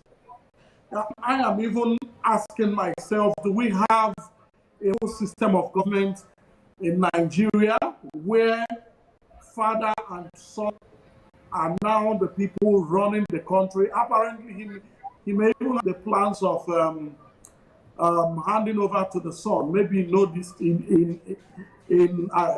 no distant time or in future. We've already heard about the gubernatorial ambition of Sheyi Tinubu, all that. But that being said, what is happening highly embarrassing. They need to get their acts together to clean up their system.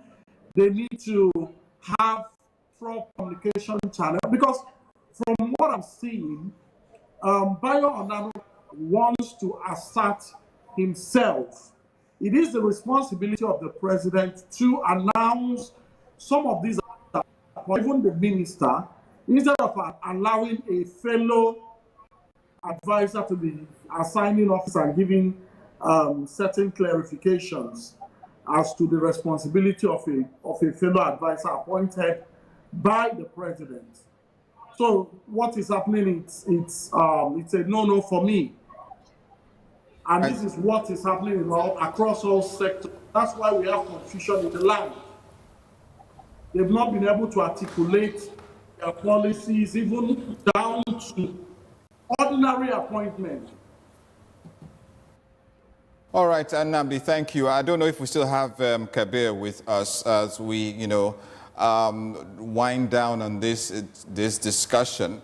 What are Nigerians, concerning President Tinubu's interaction with the Nigerian people? What are they to expect? What do you think are they to expect? Are all these inconsistencies and controversies, are they to end very soon based on what is on ground? Or should we expect, the same scenario that happened with during Galale going forward? And that's for a... Well, to be fair, Nigerians expect the president to put his act together. These are distractions, this controversy, they are distractions of what the government is doing. There should be no controversy as to who is it. There should be no doubt as to who is the spokesperson for the president, if there's a lead spokesperson, and if there are more, there should be an orderly arrangement as to how they are to go about this. The focus of the nation should be on the president, make life easy for Nigeria. The consensus at the moment is that this administration since inception, life has become miserable for a majority of Nigerians. And so, I don't want to go into whether we will have the same way that Ngelale exits the system. But I think that the president should change should stop taking the people for granted and deliver on the dividends of democracy, the agenda he has set for himself. Thank you. All right, thank you, Ovie. Finally, Nnamdi. Well, the future of Bwala seems to be away from the State House right now. Do you see it changing? Well, I think Allah has been embarrassed by what has just happened. I expect that president, I expect the president to weigh into this controversy and end it abruptly. He should give clarifications. He should give to the Minister of Information to abuse the Nigerians as to who handles what within his cabinet. It doesn't speak well of the president that he made an appointment, or that an appointee came out to announce his portfolio. A fellow advisor came up with a contrary view. So this is what is causing the controversy. So I expect that the Minister of Information or the President should come out and give clarifications on the appointment made so far. And Bwala also reserves the right to tender his resignation letter if he's not comfortable with the way he's been treated. Right, thank you, Nnamdi. It's been great having both of you. We've been speaking with Nnamdi Abana and Ovie Obebolo. Great insights you've brought to the discussion. We'll certainly see how it pans out, where Bala Bwala, what he will do, and what if the president will sit back, or will he come out and clarify things and set straight? Thank you for staying with us. We'll take a quick break right now. When we return, we're bringing you news at the top of the hour. Stay with us.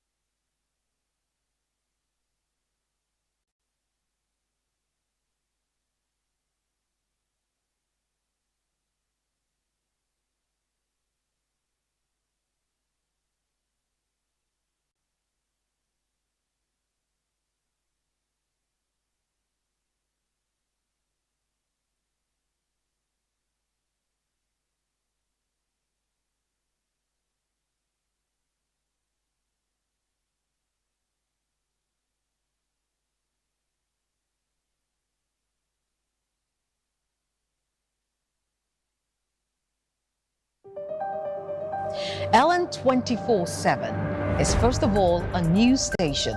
We'll continue with updates from the just concluded governorship in the Southeast has raised questions if INEC will be able to conduct elections. With a core team of over 40 correspondents spread across Nigeria. Nigeria is set to take its place. And affiliates in Africa, Europe, America, and Asia.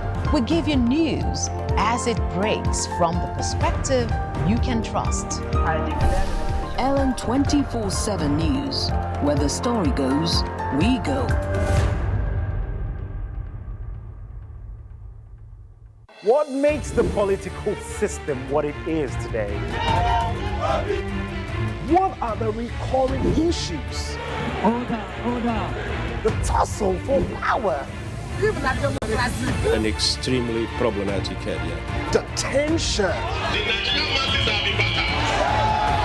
The instability of the system. Join Ellen 24/7 as we take you inside the local and international political arena in the world of politics. Apologize for saying that I was corrupt. I'm not here to call out his lies. Everybody knows he's a liar. Watch politics now on Ellen 24/7. Don't miss Politics Now on Ellen 24/7.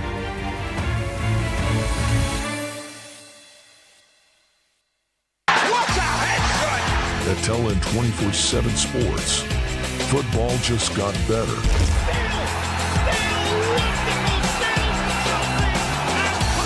For the fans.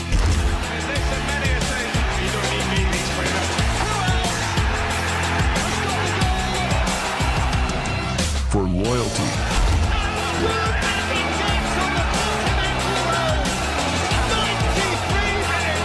For the tackles. A near supernatural goal from Lionel Messi. For the celebrations.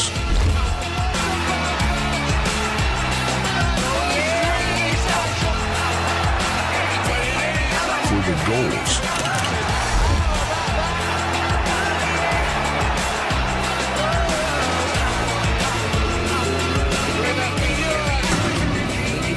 For the love of the game.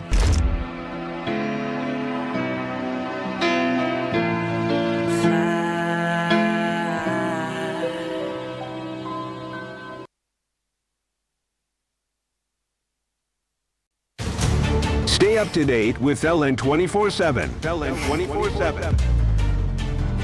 With news, politics, business, sports, and more on Ellen 24/7. Where the story goes, we go.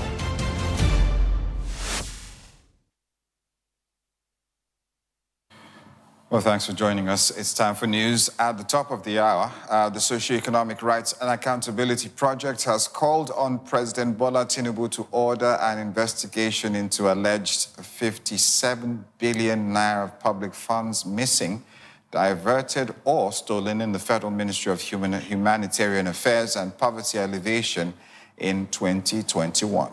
SERP made the call in a statement on Sunday by its Deputy Director, Kolawole Oluwadari. It wants the President to direct the Attorney General of the Federation and Minister of Justice, Lateef Fagbemi-San, and appropriate anti-corruption agencies to probe the allegations. According to the statement, it referenced the 2021 audited report released last week by the Office of the Auditor General of the Federation. The allegations amount to stealing from the poor. There is a legitimate public interest in ensuring justice and accountability for these grave allegations, he said. Well, in the meantime, the federal government of Nigeria, through the Ministry of Agriculture and Food Security and Fundação Getúlio Vargas of Brazil, have signed a memorandum of understanding to advance private sector development in fertilizer production, hybrid seed technology, and agricultural finance. The MOU was signed on behalf of the government by the permanent secretary of the body, Temitope Fashedemi, and the president of FGV, Carlos Ivan Simonsen Leal, at FGV headquarters in Rio de Janeiro, Brazil, on the sidelines of the G20 Leaders Summit. The agreement marks a new phase of strategic collaboration between Nigeria and FGV, the Green Imperative Project, or GIP, lead implementer, one of the largest international agricultural technology transfer initiatives conceived in 2018. GIP is a $1.2 billion cooperative effort between Brazil and Nigeria designed to modernize Nigeria's agricultural sector through Brazilian expertise in tropical agriculture. Well, moving on, the Lagos State government has applauded the landmark decision of the Supreme Court of Nigeria in a suit between the Attorney General of Lagos State and ORS and Attorney General of the Federation and ORS. The ruling nullifies the National Lottery Act, reaffirming the constitutional authority of state governments to regulate lotteries and gaming activities within their jurisdictions. The State's Commissioner for Information and Strategy, Benga Motosho, in a statement, said the judgment is a historic victory for the rule of law, federalism, and the constitutional rights of states. The Supreme Court's decision is a significant affirmation that the regulation of lotteries and gaming is a residual matter, falling squarely within purview of state governments. The judgment reinforces the principles of true federalism, empowering states to chart their path for effective regulation. Well, in another news development, Nigeria on Sunday criticized the new $300 billion climate deal agreed upon at COP29. The 29th edition of the UN Global Climate Summit finally ended in the early hours of Sunday in Baku, Azerbaijan, after nearly 200 nations approved a climate deal. Nigeria, a member of the least developing countries group, said that the deal fell short of meeting the ambitious and much-needed annual climate finance commitment expected from richer nations responsible for the most damage to the climate. Nkiruka Maduekwe, Nigeria's focal person and Director General of the National Council on Climate Change, described the deal as unrealistic and an insult to the spirit and letters of the UN Framework Convention on Climate Change. After 2 weeks of exhausting negotiations in Azerbaijan that dragged well into overtime, COP29 President Mukhtar Bavayev bangs the gavel at 2:39 a.m. Saturday to approve a global pact that was deliberately forced through, given the negotiation bottlenecks. I now resume the 11th meeting of the CMA. I invite parties to turn to agenda sub-items 11A, new collective quantified goal on climate finance.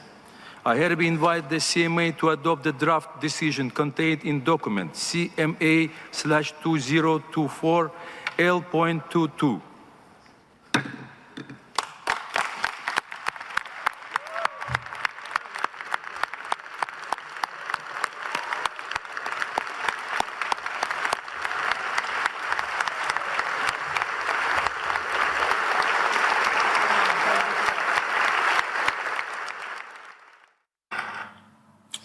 Well, that clap might be misleading. Meanwhile, India strongly expressed opposition over the agreement reached at COP29 and the manner of its adoption at the United Nations Climate Change Conference in an unusual, angry statement after the agreement, which was adopted early Sunday without allowing countries to make any intervention.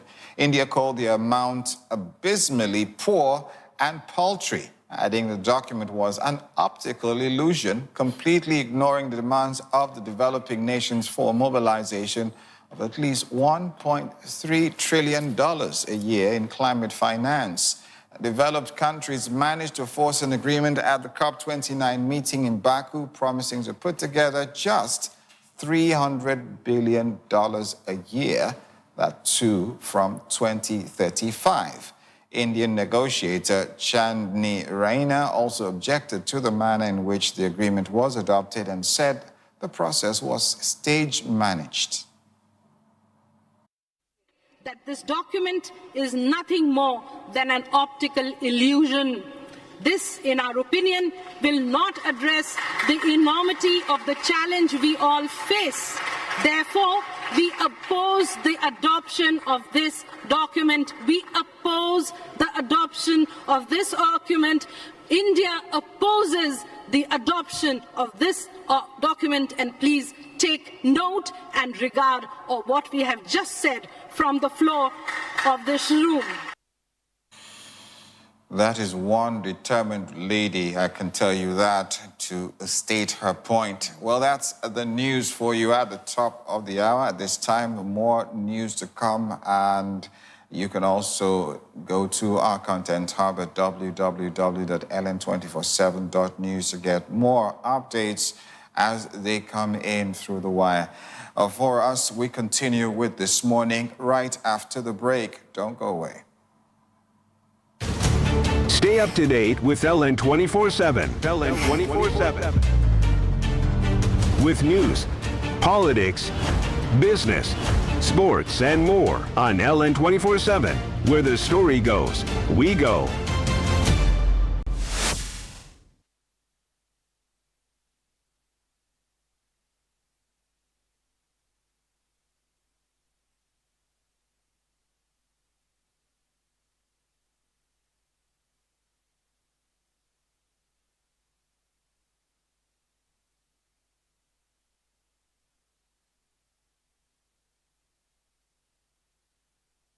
LN 24/7 lights up your day with unbeatable shows that guarantees absolute access to stories that revolves around politics, entertainment, and sports. Breaking news, plus detailed reports and analysis. At LN 24/7, where the story goes, we go.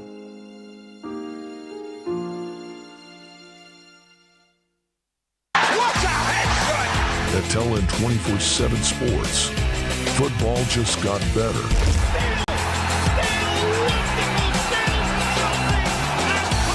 For the fans.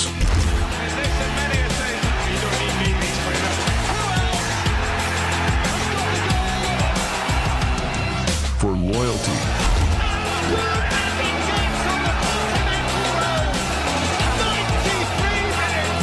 For the tackles.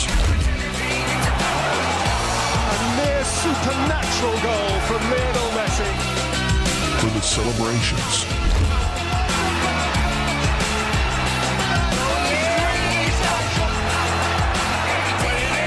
For the goals.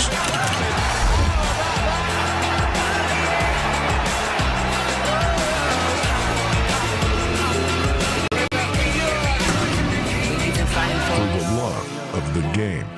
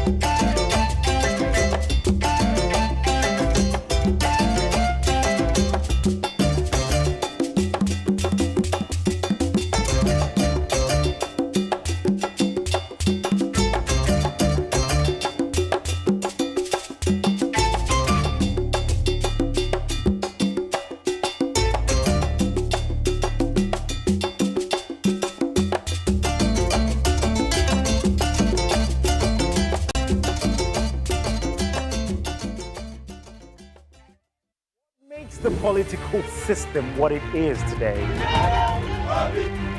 What are the recurring issues? Order. The tussle for power. An extremely problematic area. The tension. The instability of the system. Join Ellen 24/7 as we take you inside the local and international political arena in the world of politics. Apologize for saying that I was corrupt. I'm not here to call out his lies. Everybody knows he's a liar. Watch politics now On Ellen 24/7. Don't miss Politics Now on Ellen 24/7.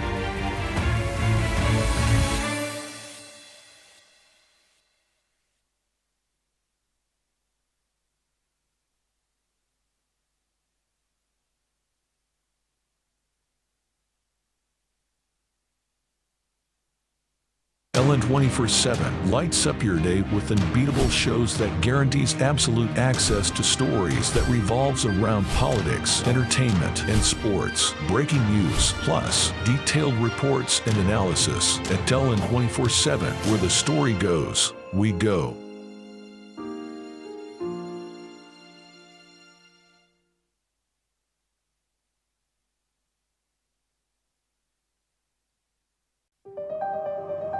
Ellen 24/7 is first of all a news station. Well, we'll continue with updates from the just concluded governorship in the Southeast has raised questions if INEC will be able to conduct elections. With a core team of over 40 correspondents spread across Nigeria. Nigeria is set to take its place. And affiliates in Africa, Europe, America, and Asia. We give you news as it breaks from the perspective you can trust. Ellen 24/7 News, where the story goes, we go.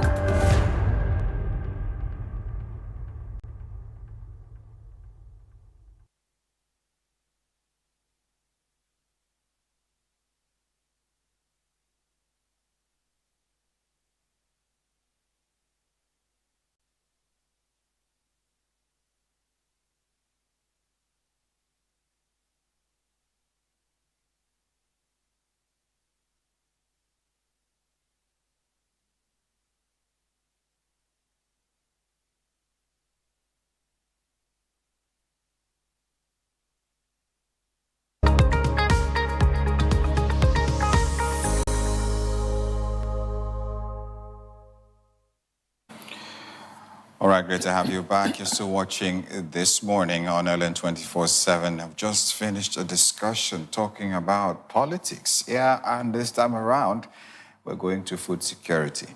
And how critical is that discussion? I can tell you it cannot be overemphasized, the need to have food security. Well, our discussion revolves around a meeting that was had on Tuesday last week. It calls for research in promoting or disrupting biosafety in Nigeria. And this discussion is going to be driven by representatives of CESFA, that is Center for Agricultural Safety and Research. They will be joining us to look at the issues of global backlash on GMOs, GMOs as an economic Trojan horse, and also the hidden cost of GMOs in food sovereignty. And I have the pleasure of welcoming Professor Christopher Amoah, Executive Director of CESFA, Center for Food Safety and Agricultural Research. Professor, great to have you on the program. Good morning. I think your audio, I think you're muted, Professor. You want to look into, okay. All right. I can hear you. I can hear you. I can hear you loud and clear. And I can see you wearing, showing that you're a true farmer. with what you're wearing. It's undisputable. Are we meeting you in your terrain, in your environment where you thrive the most? Yes, you are. Great. Professor, it's always a pleasure to have you. And yeah, at a very critical time as this, you had the pleasure and privilege of visiting our House of Representatives to present a paper to them. And I want to read that to our guests, our viewers, some of the things that were contained in that paper. It talked about the appropriate adoption of GMOs, genetically modified organisms, which are tantamount to gain of research from externally promoted research that is funded by foreign commercial interests, which pose a tangible risk to food safety, human health, and ecological conservation, not only in Nigeria, but globally. These realities demand, according to CEFSA, that Nigeria establishes a dynamic regulatory framework that promotes country research and innovation while genuinely safeguarding biosafety, and not the current regime of captured and compromised national regulators turned GMO and hazardous pesticide promoters, merchandising foreign business interests with the aim to provide Nigeria, and this was the aim, to provide the Nigerian House of Representatives Committee on Agriculture, Production and Services with a detailed analysis of as currently promoted and integrated into the fabric of our nation agricultural practices may adversely affect Nigerian agricultural, food sector, and broader national socio-economic landscape. Professor Christopher, so much to unpack in this paper you presented to the House of Representatives.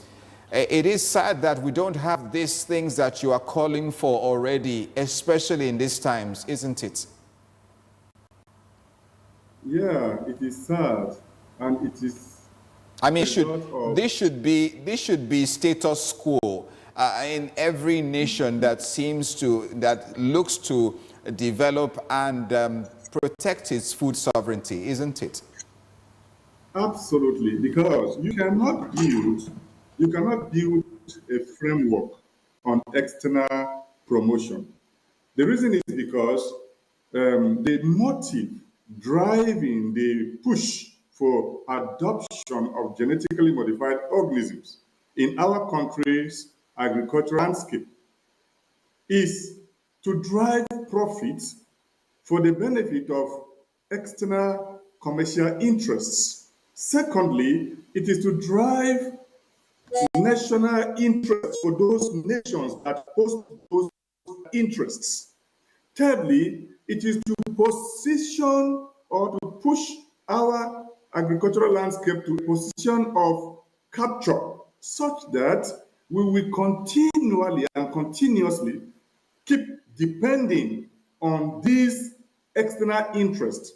So if you are going to holistically adopt GMOs as being pushed onto you from external interest, it is important that you should have cognizance of these niceties that are the motives, because you don't have the capacity internally to check and cross-check, to verify the claims that they are bringing onto you, and then you are adopting something for national consumption that you don't have the intrinsic capacity to check and cross-check. So it should be taken for granted that before any country jumps or leaps into accepting these proposals or these promotions, as I call them, that country should have some form of mechanism, internal mechanism, to verify that the claims are in the best national interest of that country. To welcome your deputy, at SEPSA.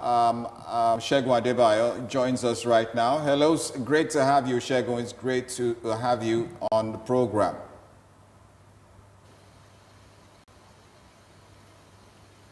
Okay, I was made to understand that. Oh, there he is. All right, there you are, Segun. Great to have you on the program, Segun. Can you hear? All right, kindly unmute yourself, Segun. Unmute yourself. Thank you. All right. All right, can you hear me now? Yeah, there Thank we you are. for having me on the program. There we are. We are good to go. If you can position yourself a bit at the center of your screen, we're good to go. Now, Segun, you want to share, your visits to the House of Representatives on the 19th. How cordial and how warm was the reception? Can you share with Nigerians? Are our lawmakers ready to work in the interest of the people when it comes to these issues of food security and food sovereignty? Yes, thank you very much. Good morning, Nigeria, and good morning, everyone participating from everywhere around the world. So, without a single doubt, our lawmakers are actually ready. I mean, if you follow the program, you would see how they expressed their readiness to follow through with a ban on GMOs. I mean, several of the lawmakers, not several, all the lawmakers who had the opportunity to speak at any time expressed their dissatisfaction, their embarrassment at the Nigerian MDAs who were responsible for GMOs, allowing GMOs into Nigeria. And they expressed, in fact, there was the president of the Nigerian Farmers Association who said it's better to eat and die, GMOs.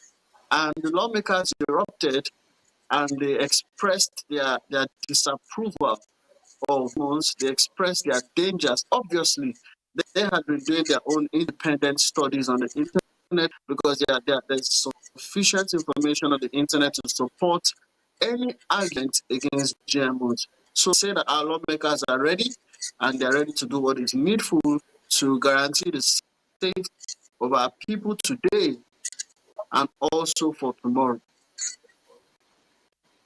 Let me follow up on that question. When you're having the meeting with the lawmakers, you said they were sort of appalled in the way that the GMO sort of found their way into the country at all.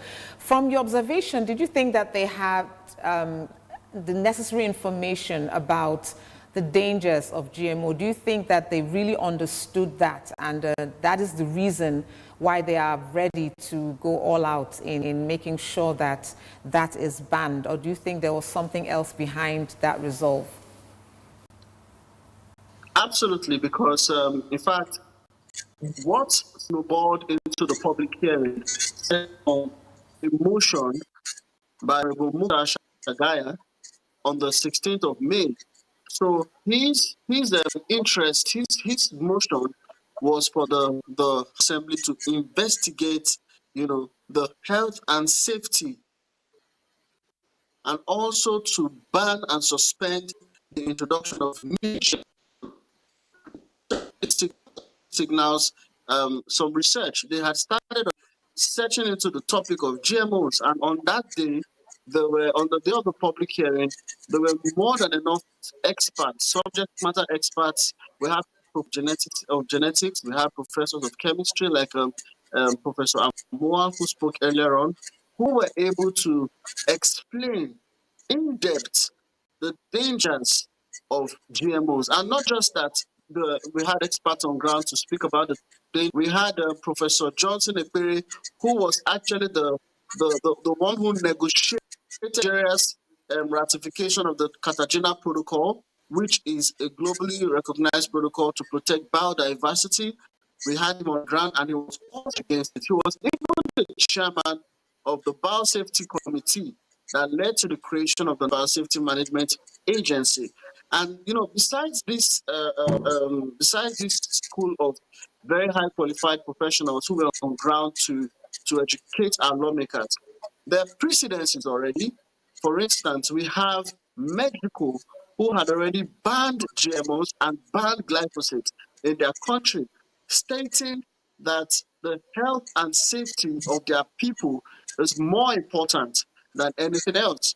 They banned GMOs on that regard. And even just recently in South Africa reversed their approval of what we call in Nigeria as stellar beans, known as MON 87460. And that is MON. The MON there stands for Monsanto. And speaking on the topic of the role of research in promoting or discussing biosafety in Nigeria, you find Monsanto playing a lead role, and that is what we call gain of function. They are the marketers. If you look at the research, they sponsor the research, the science behind it, and they are also the patent holders.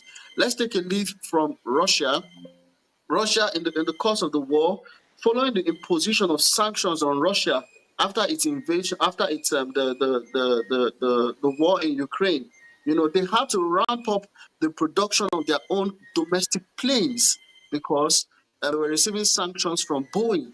So if Nigeria depends fully on international organizations for research and for production, for everything we do in the country, we are not positioned correctly in time of war or in time of when we have to negotiate international positions.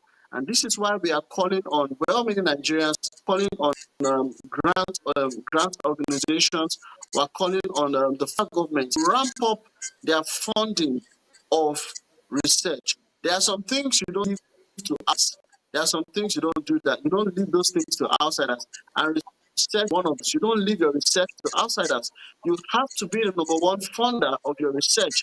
It's a patriotic duty that we are calling our lawmakers, we are calling us, in the parliament, in the executive arm of government, particularly at the area of research, funding local research, because at the end of the day, it will be a saving grace, it is a saving stay for the country in times of peril. Thank you. Right, Professor Christopher, let's go to the thrust of your meeting, your visit to the lawmakers. Major demand you are making is a total ban on GMOs.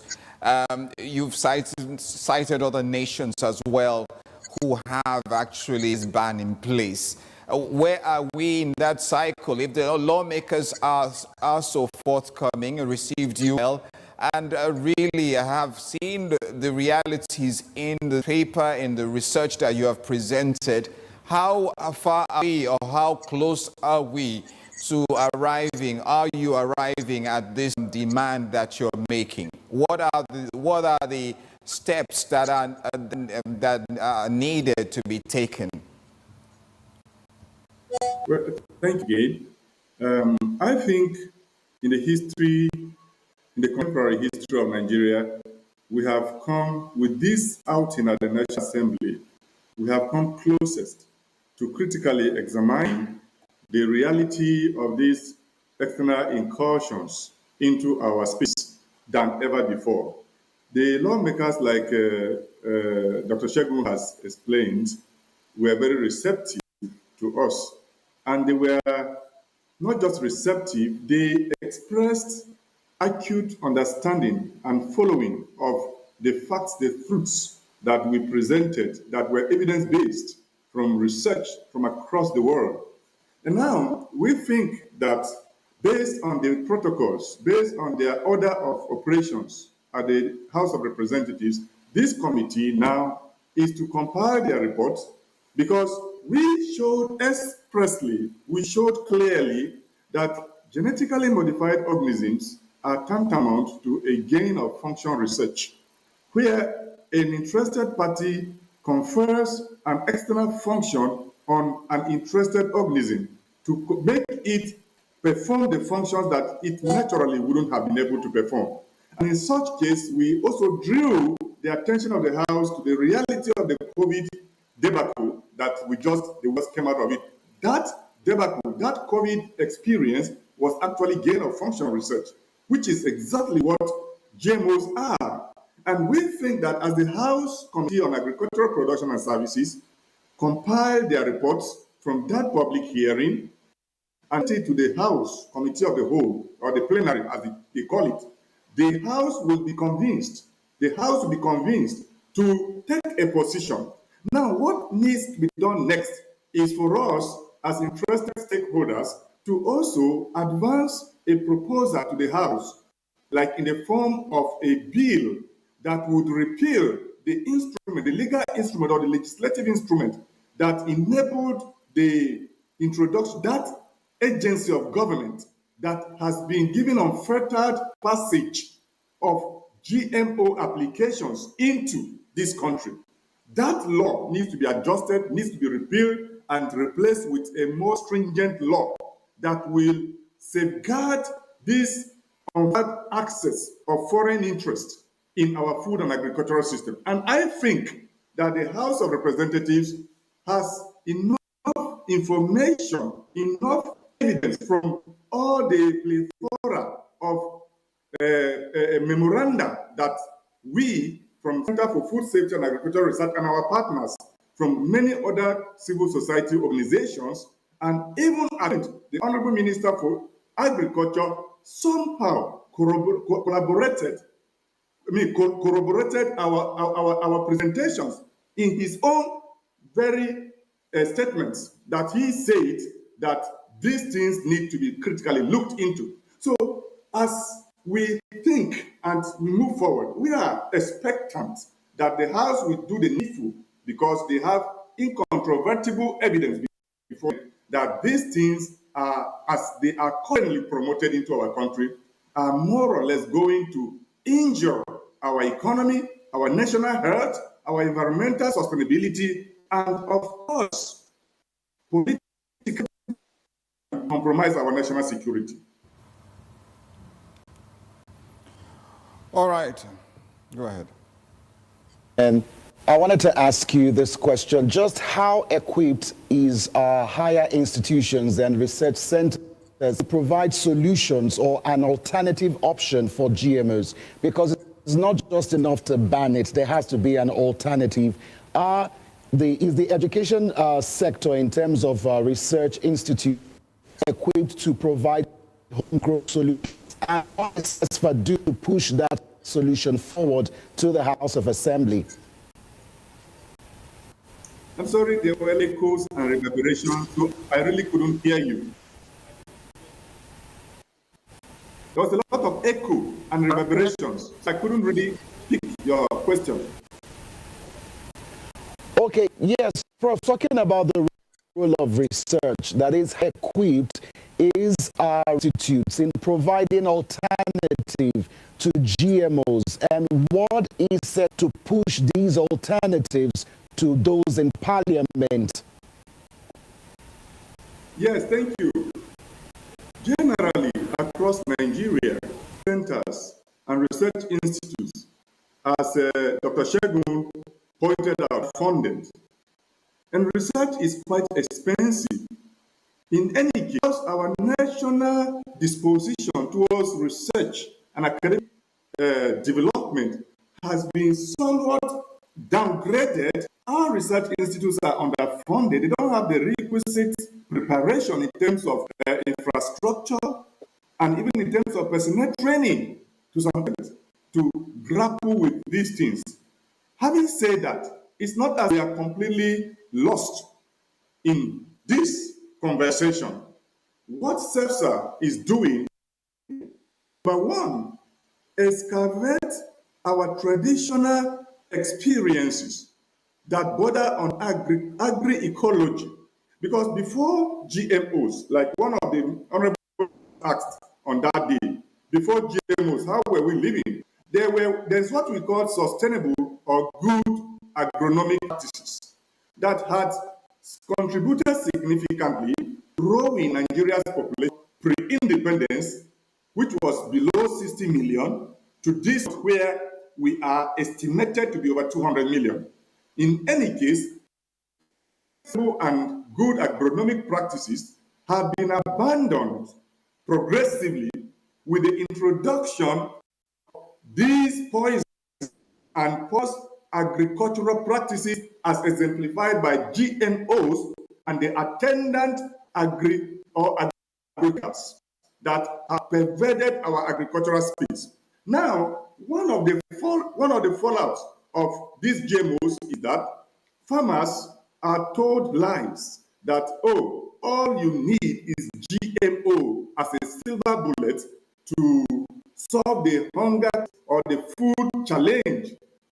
But at a research area excavating those practices that our farmers used, proven through research and agri extension to be responsible for the multiplication of food production over the decades, over the century, that have arrived Nigerians' population from below 60 million from pre-independence to over 200 million as it is estimated contestably. Anyway, we are developing new and internal capacities as a research center, and we are connecting, networking with other similar research centers and universities across the country and even across the continent.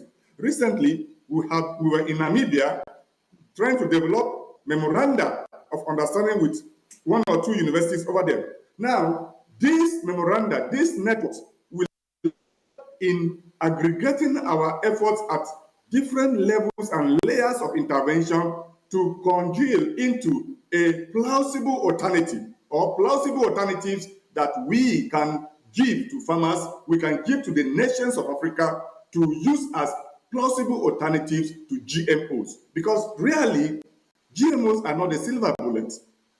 From research that we have seen, for example, GMOs they come with chemicals, agri-chemicals, or agro-chemicals, they call them. Those have been proven responsible for the death of soils. And the death of soils has been largely responsible for the failure of crops.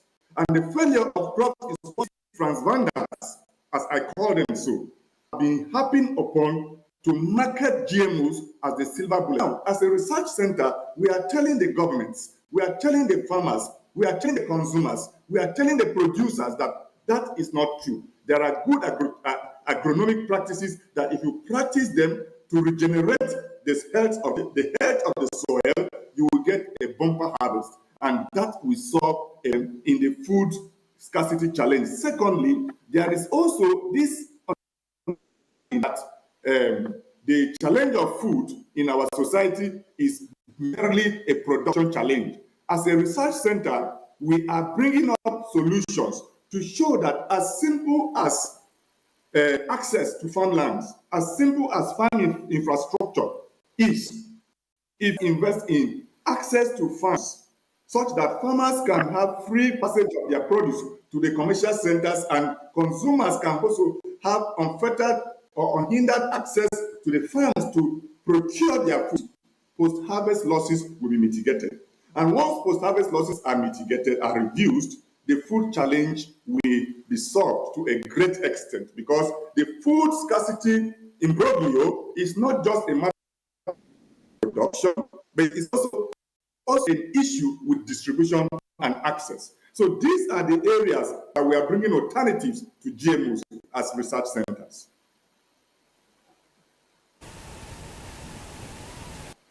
All right, thank you very much, Prof. Dr. Segun, you want to weigh in and share your thoughts? Please go ahead. Yeah, you see, when it is said that we should provide alternatives to GMOs, I want to confirm you can hear me. Can you hear me at the studio? Yes, go ahead.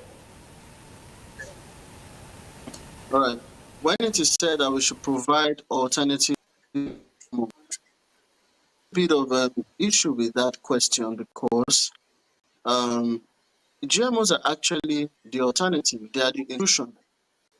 There is a natural order already for agriculture, and it's been on for thousands of years. So we cannot be asked to begin to provide alternatives to the natural order. The natural order is what has been. And if we are supposed to advocate for anything, we should advocate that Nigerians, and not just Nigerians, globally, everyone should consider how we got here. This generation, the first generation to try and alter the natural order for food production. Food has been produced for many years. So when we are tasked with providing an alternative to GMOs, that is a wrong expression, because GMOs are actually the wrong alternatives that were brought as an intrusion in natural order for food production. When we were growing up with mixed farming, crop rotation, and many other organic ways to boost farm produce. But GMOs came to maximize agribusiness for big farmers, for big time farmers, for large corporations. They are the ones that are intruding on the natural order of food. So all we need to do is put a halt to that. Never in the history of humanity, maybe 100 years before now, or 200 years before now, is there any record of chemicals? Agrochemicals didn't need to be introduced into the farms before the farms yielded. 2 days after the public hearing, I was in Kaduna, southern part of Kaduna. I went to visit some farmers. And right on the farms, while speaking to the farmers, they said to us that they hardly are able to produce without agrochemicals. And some of them have the seeds that their parents gave to them, the seeds. In fact, one farmer said he had the seeds from his grandmother over 70 years, his seeds, but he had to keep them in storage. Now they are being encouraged to use seeds from companies like Monsanto, Syngenta, DuPont, and the rest of that has infiltrated our market. So what we need to do is for the government to place a ban on those seeds and those toxic chemicals which are known to cause cancer. And then we will be forced to return back to our natural method of agriculture, which is known to sustain humanity for thousands of years. Let us discourage our farmers from believing the lies of seed merchants that tell them that they have better producing seeds than the ones God gave to us. It is impossible. A child is supposed to grow to, if the gestation period is supposed to be 9 months in a woman's body by natural order. If science comes and says they can make it 3 months, science can never be God. Always tell the scientists is that when you open those seeds, open those crops, you met genes in it. Are you smart enough? Are you smarter than the person that put those genes in it? If you are smarter, then you are permitted to make alterations that will not be harmful to humanity. But if you are not smarter than who put those things there, that means your alterations can never be perfect. And this is one of the reasons why we call on the government, we call on governments around the world to ban GMOs, because they are known to cause unintended problems around the world. Thank you. All right, gentlemen, we have just 2 minutes, and I'm going to share those 2 minutes between Professor and yourself, Dr. Adebayo. Now, the question is, if these GMOs pose the threat that you say they do, then it's a matter of national security. In engaging stakeholders, do you think that you must have left out, as an aside, the military security agencies as well? Should CEFSA be engaging them too? Because this is, according to you, a threat to our food sovereignty.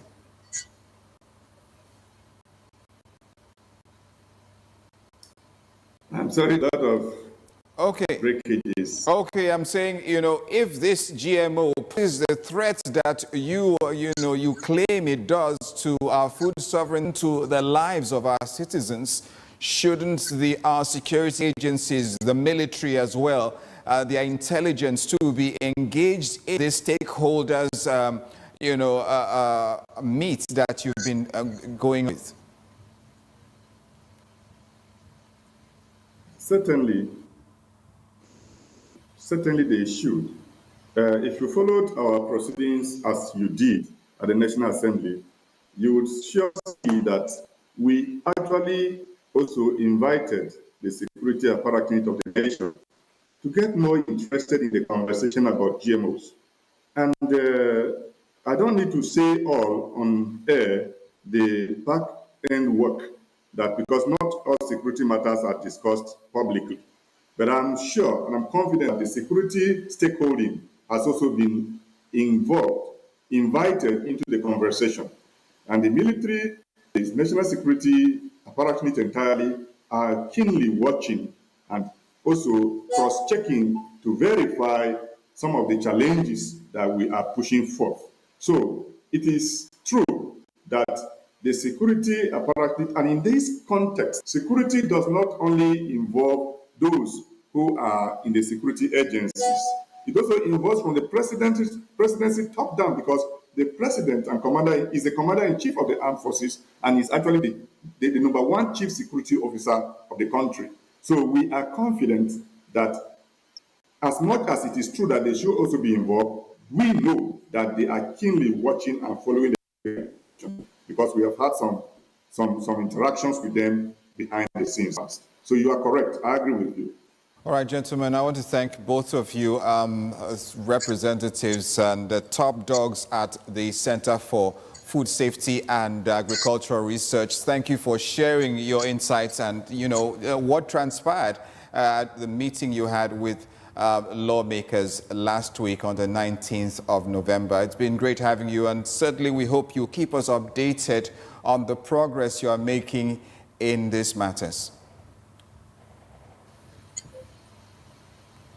Thank you.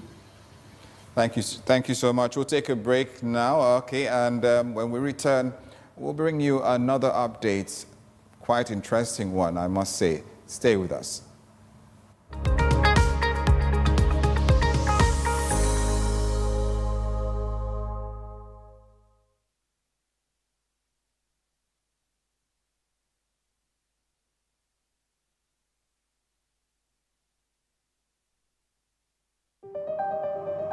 Ellen 24/7 is first of all a news station. Well, we'll continue with updates from the just concluded governorship in the Southeast has raised questions if INEC will be able to conduct elections. With a core team of over 40 correspondents spread across Nigeria. Nigeria is set to take its place. And affiliates in Africa, Europe, America, and Asia. We give you news as it breaks from the perspective you can trust. Ellen 24/7 News, where the story goes, we go.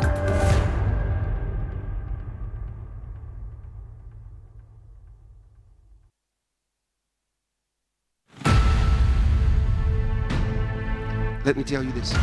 Some years ago, this maybe like about 5-6 years ago, I was speaking to the director of Rhapsody Realities, 5-6 years ago.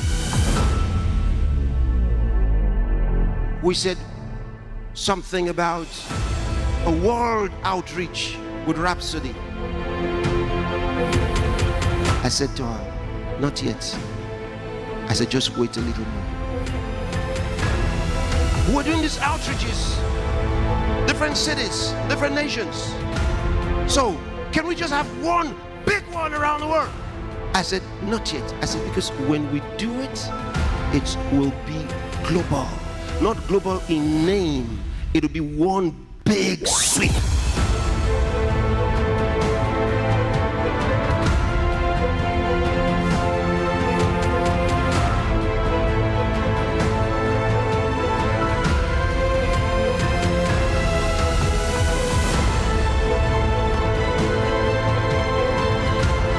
Now is the time for that one big sweep. Reach Out World Day, on December 2nd and continuing throughout the month, from cities to nations, communities to villages, across the plains, valleys, mountains, and hills, everyone will be reached in this mission. Nations will be covered with the Word of God as we reach the people with Rhapsody of Realities, in 8,123 languages and 4,000 dialects. You with me on this? Tell me, are you with me on this? We're going to make it happen. Get involved today. For more information, visit www.reachoutworld.org or call the following numbers today.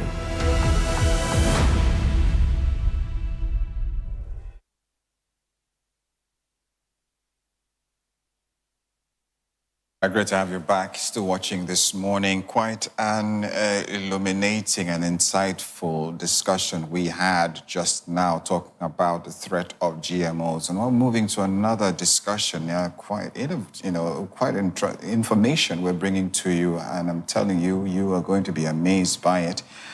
Zoe, can you bring it us up to speed here? Yes, it's the Rhapsody of Reality's Reach Out World. And, you know, the montage you watched earlier sort of signals the maiden edition, if you like, of the Reach Out World show, which will be continuing from now till the end of the month. So the Rhapsody of Reality's Reach Out World show is a vibrant and uplifting segment on the morning show, which is designed to inspire, inform, and transform lives. Now, the show will be highlighting the impact of the world's largest evangelical crusade in reshaping lives, communities, and nations. And each episode will be celebrating testimonies of faith, impacts, reports, and showcase outreach initiatives, as well as features engaging discussions on how the daily devotional continues to influence millions across cultures and continents. So let's start by seeing some highlights.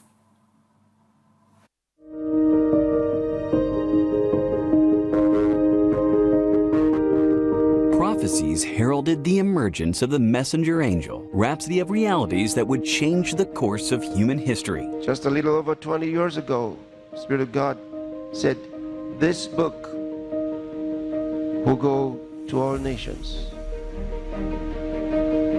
And I came to the church with the first copy, and I said to them, God said that this book will go to the whole world. Now, the church I was talking to, the people were just about maybe 300 people. Well, many years have come and gone, and he's proved it.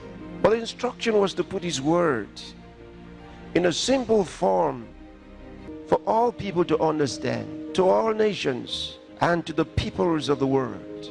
And that meant everyone, everywhere. Over 2 decades now, and it's just as it was foretold. Today, we've seen the great feats of the devotional, the solution provider, the harbinger of the gospel, #1 evangelical tool, transforming lives daily, spanning cities, nations, continents, and transcending language barriers. Even in cities or towns where you don't have Christ Embassy there, you have Rhapsody there. It's in prisons, it's in king's palaces, it's in presidential lounges, and in their homes. It's in every man's language. Can't stop it, because he said so. The Lord said so. It was his word. It wasn't our effort. Oh, it wasn't our effort. How much effort can you make for such things to happen? It wasn't our effort. From life-lifting words resonating deeply within the hearts of all who read and hear it, to billions of lives transformed, and the massive seeding and spread of the gospel across cities and nations. Indeed, the earth has been covered with the wings of the messenger angel. It's time to tell the full story, to document in detail the sublime acts of the messenger angel that many may believe. Some call it Rhapsody of Realities. Others call it Daily Devotional. Some others, yet they call it Daily Love Notes from God. But I call it the Rhapsody of God. The impact of Rhapsody of Reality around the world.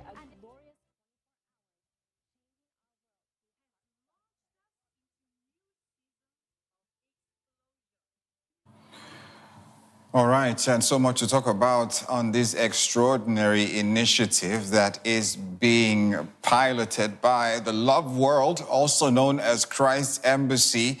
The world's, how do you call it, best-selling devotional, second only to the Bible. I can tell you it is amazing that this material has been translated into over 8,000 languages, 8,123 to be exact. And interestingly, the United Nations, the so-called United Nations, can only record about 7,000 plus living languages. So it just tells you how this material has reached uncharted courses of the earth. We're meant to have a guest, come in to wade into this remarkable feat that is going to be achieved. But we will do that subsequently. But we still have more updates to bring to you concerning the Reach Out World campaign. Absolutely. So very quickly, we can be spotlighting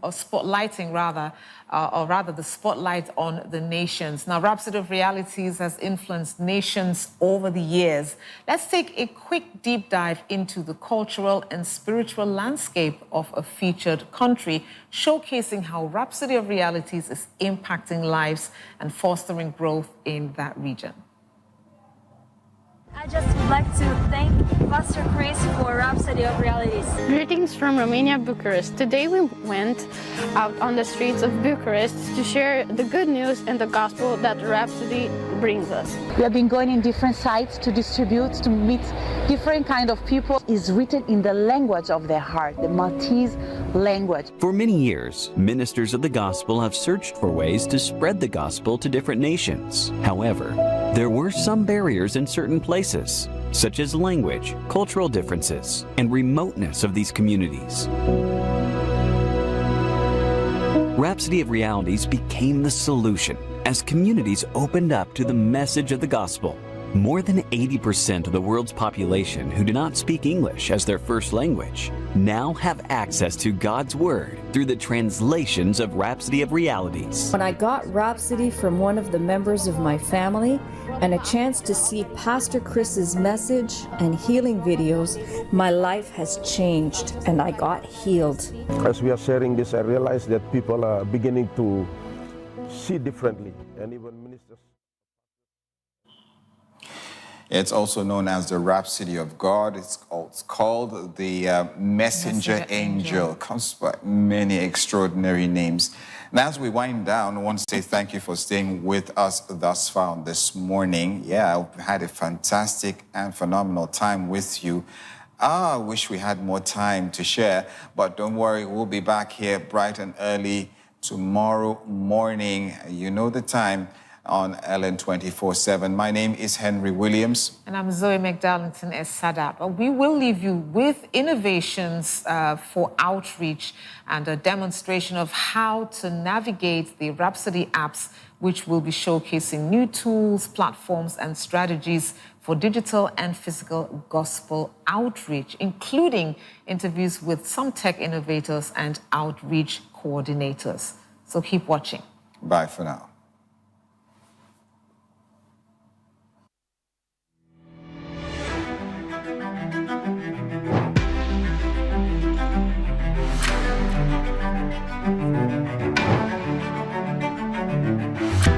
Listen, God has cast off all restraint in his pursuit of souls. Yes, we have equally cast off restraint in our pursuit of souls. This one is a way to distribute digital copies physically. All I have to do is show you that this book, I want to give it to you. Bring me your phone on your device, and it's just a touch. I click on the Chrome, your Rhapsody is there. It's a 2-in-1. If somebody doesn't want you to touch their phone with the NFC, just you scan it. Excuses taken away. This is an accountable, physical way of distributing the digital copy. So you never have to run out of copies of Rhapsody at any time once you have this. And it's not affected by battery. Any amount that you order, you are going to have it accrued to your partnership as well. So you're not just getting an item. We want you to actually be able to take a lot. I want us to make a second and a third order so that by IPPC, all those that are coming from different parts of the world can actually go with them.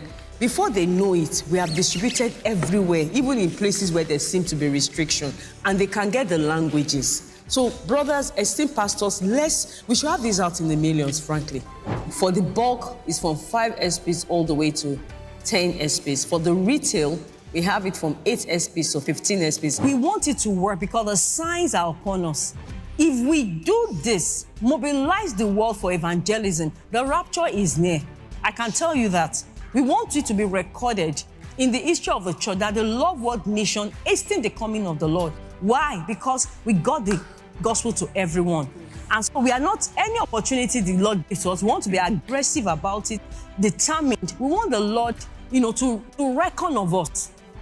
I didn't make a mistake. Making up the number of the Gentiles, taking the global harvest in a way that it will be recorded for all time. It will be recorded, and the Lord will reward us for it.